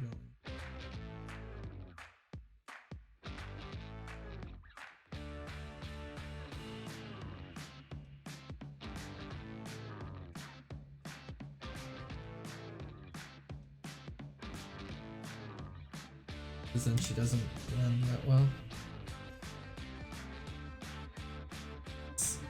I don't know, I just feel like there's too much red going on back there. Let's see, hue saturation.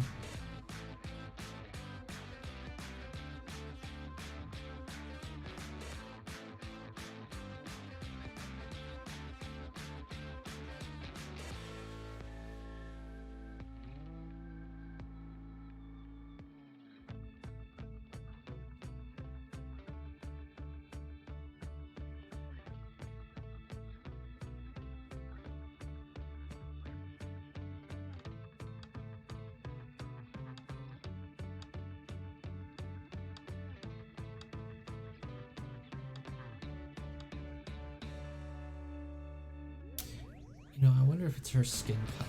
Let's see. I have this. Let's see if we can manipulate her skin color just a hair. It's a selective color. I know her skin is in the neutrals. Let's go a little crazy with it. And then I think we're gonna load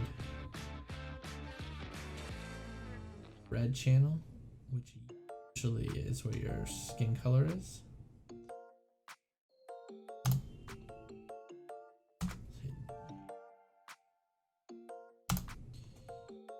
Invert that mask. That didn't work at all.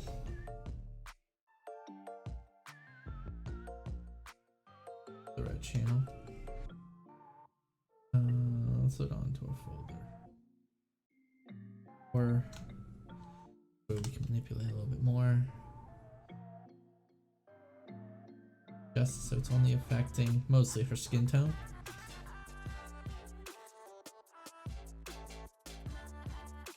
Go into selective color.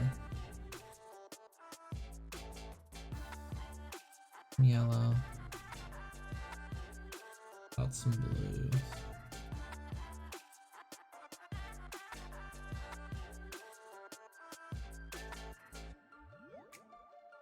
Black.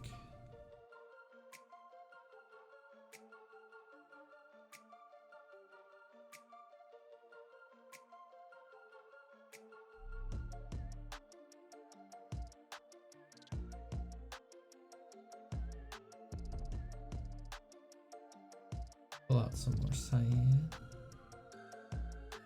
And we are going to take this off of her lips. I just think I am having an issue with her skin tone in this image. And then this is bringing it back a little bit. Okay.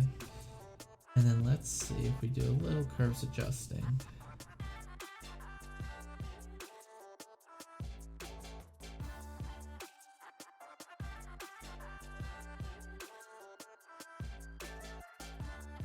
Let's pop that into luminosity.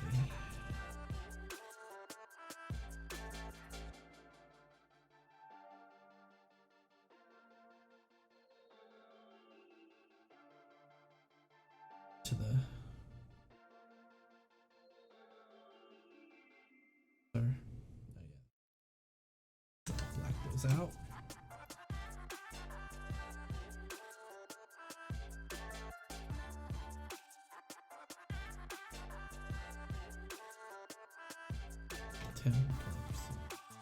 A little bit faster. So I'm using the mask to hide it, so that the effects aren't affecting her lips. I don't want what I did to affect her eyes.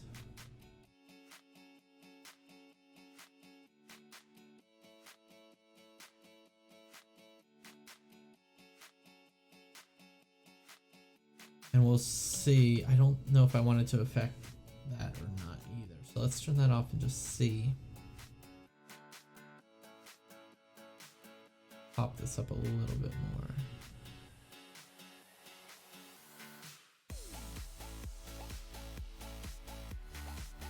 And it doesn't affect that. And I do like the effect it's having on her hair.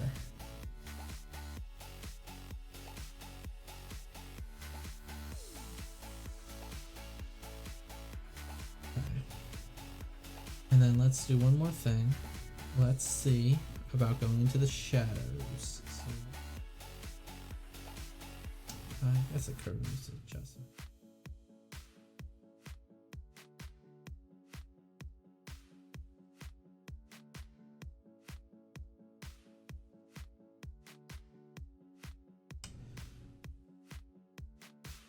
Color, blacks.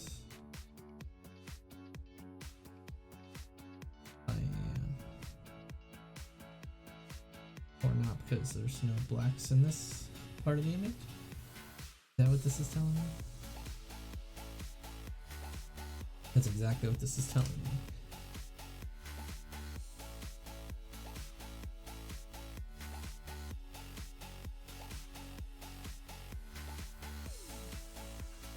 But we just added a little bit more life into her skin. And you know what? Let's I think that's it. Let me see if throwing again on top helps. Fire.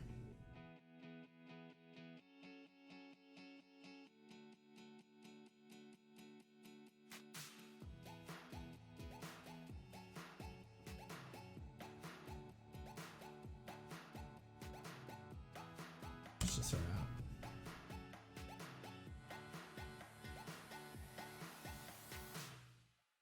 It could be this just giant white space behind her head that's driving me nuts, and the horizon line going through her head. I guarantee if I filled this in, it'd be a bit better, but I don't feel like doing that much work. Now, what if I got rid of the dark part up here?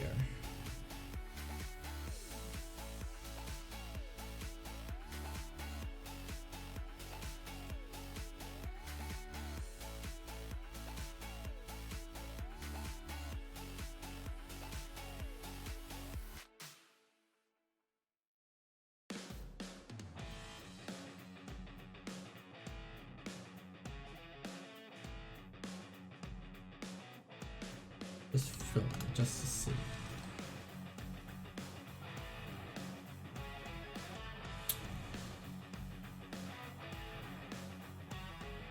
See what happens.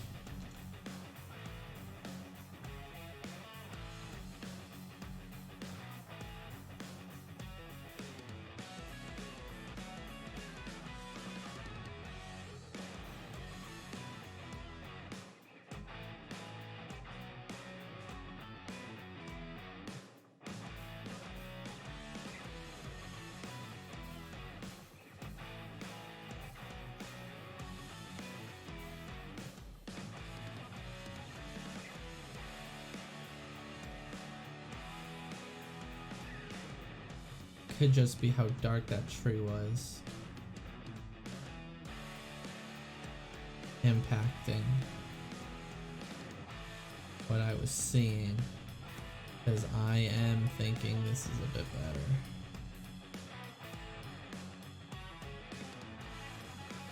And we'll go through this with the healing brush in just a second to clean it up.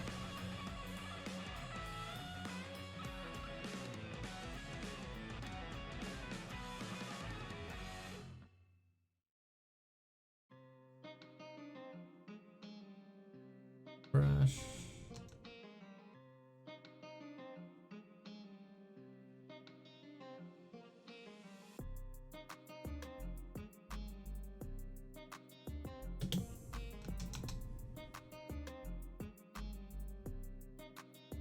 Ooh, Photoshop's not happy right now.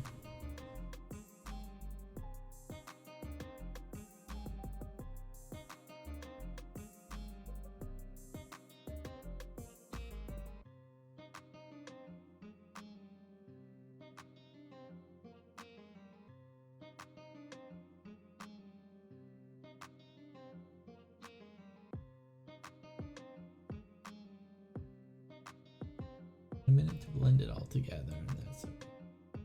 I do think I like that a bit better. Removing that giant spot there. Wondering if I do that to the other side too. I think. So let's do about right here.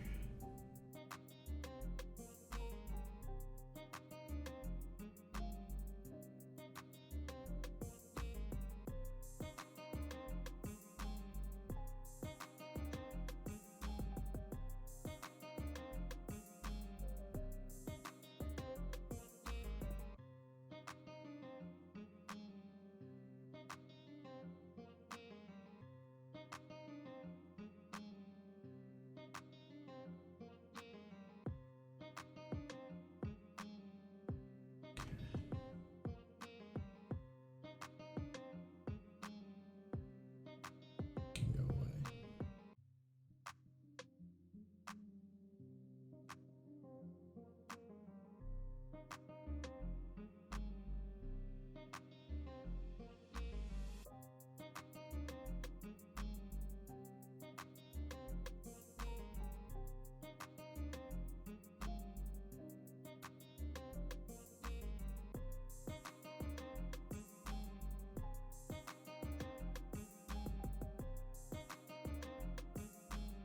Alright, so that's too harsh.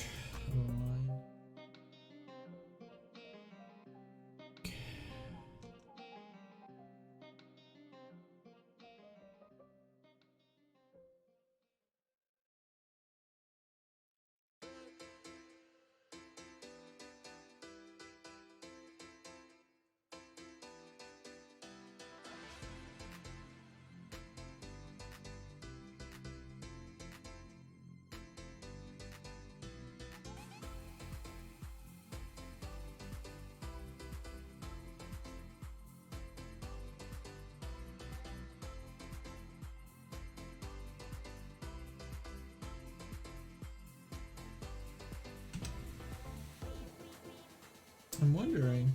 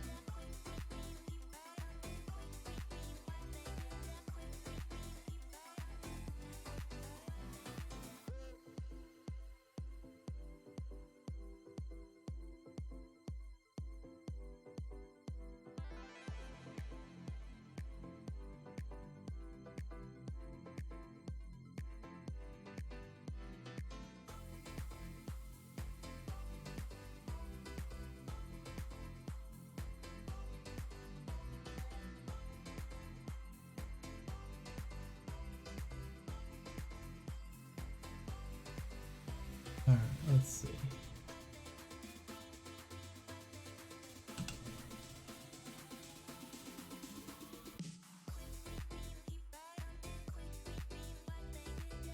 Expand.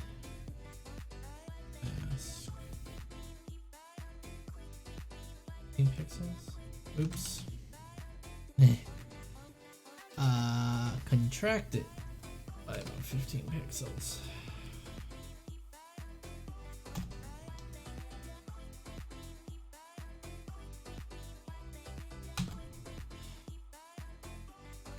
So we're gonna brush tool and black.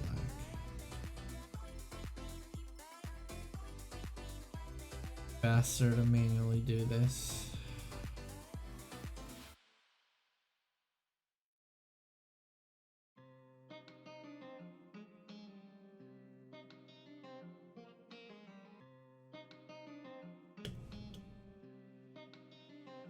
Man, I went from a bag to a bag to a bag.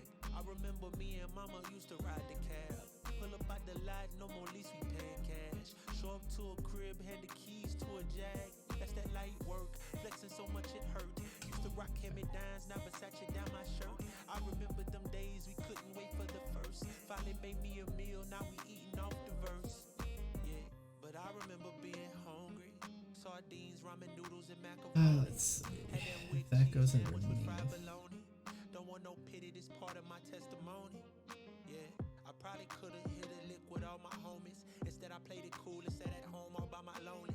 You can go be stupid, I'll be fine with being phony. Cause I seen how that worked out for Seth, Byron, and Joey. Now my brother's serving life in a day. Putting money on his books, gotta pray. Both families still grieving for a loss. I think that just cleans it up nicely. Cause I went from a bag to a bag to a bag. I remember me and mama used to ride the cab.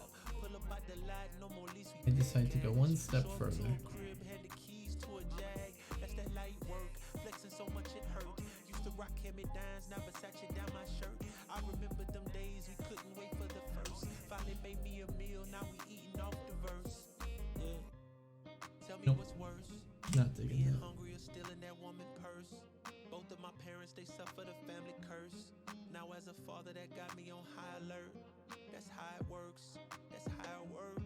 By 21, I should be 6 feet in the dirt. Or in a cell, or in a hearse. I'm thanking God that with me it got reversed. To fitting in, I'm too adverse. The game dying, so I treat it like a nurse. It's hard work, I put God first. Not speaking truth is the way I reimburse. Cause I went from a bag to a bag to a bag. I remember me and mama used to ride the cab. Pull up out the lot, no more lease, we paying cash. Show up to a crib, hand the keys to a Jag. That's that light work, flexing so much it hurt. Used to rock Hand-Me-Downs, now Versace down my shirt. I remember them days we couldn't wait for the first. Finally made me a meal, now we eating off the verse.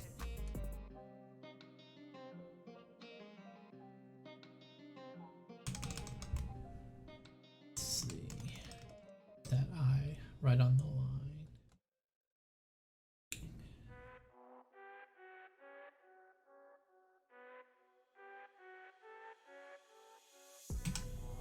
Alright, I think that's going to be where we stop for the day. This is actually looking pretty good. Had a little bit of an issue. What I should have done from the beginning is manipulate the background the way I wanted it. So that I could get on her skin the way I wanted. But, so this is the before. This is where we started. From Capture 1. And this is where we ended up. Before, after. And normally I probably would have done a full-on sky replacement. But I don't have any skies available. I wonder if we go with deeper blue.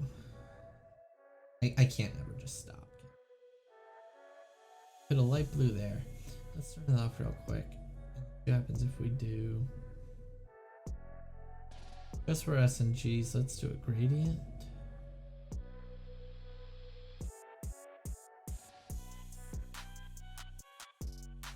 Can pull it up a bit. We'll knock everything else out here. Second.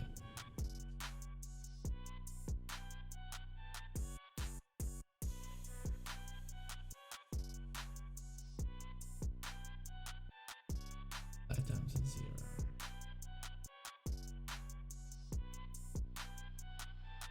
The mask. Pellet everything from this line down. Black. Voila.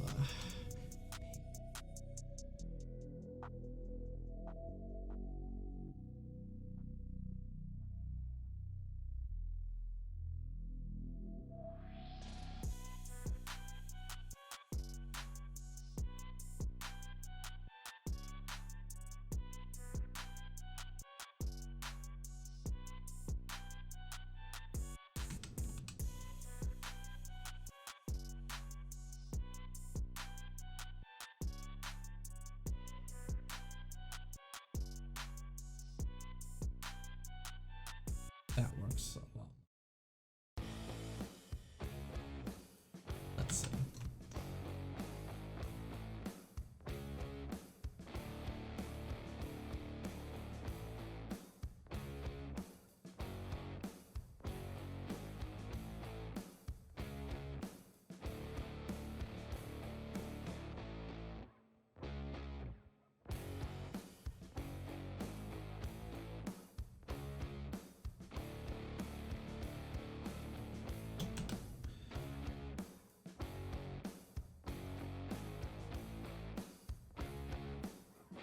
And then we'll just do a vibrance filter on her. Yeah. Just needed a little bit of sky. Now, if I take it off of the background, right?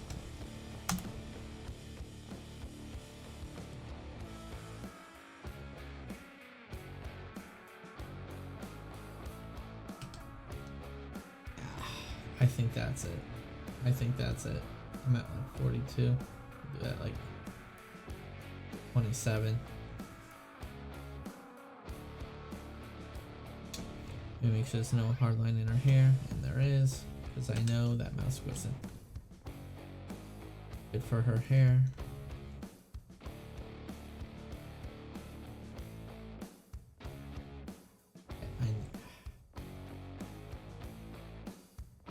Crank up that saturation.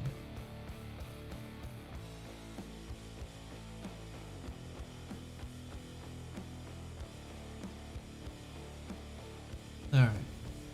Sorry I wasn't talkative towards the last half of this, but was kind of trying to figure out what to do.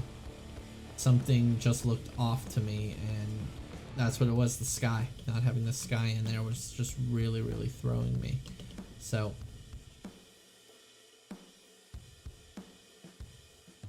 just had to my brain think for a second. Now I'm just blending. We're gonna turn off that saturation but leave the vibrance. Okay.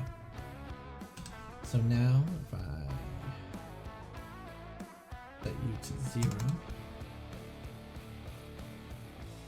that vibrance layer is just gonna pop her out a little bit more and give me the look I was looking for this image. So a ton of layers here.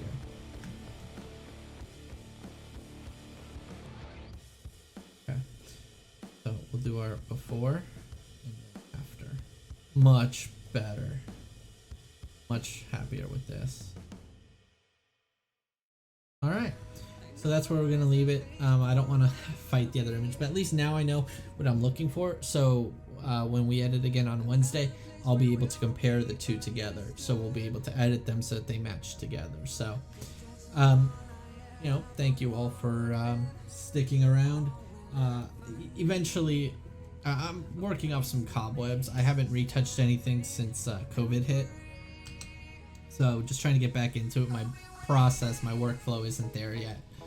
I can't wait till once I get a normal workflow going again. But I'm gonna try and get my desk set up a little bit better by Wednesday, and then I'll be able to focus more on that and not worry so much about how my setup is. Worst case, I don't get it by Wednesday, and I just go back to the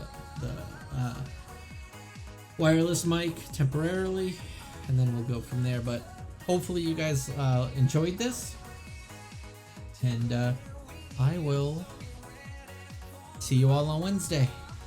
Bye.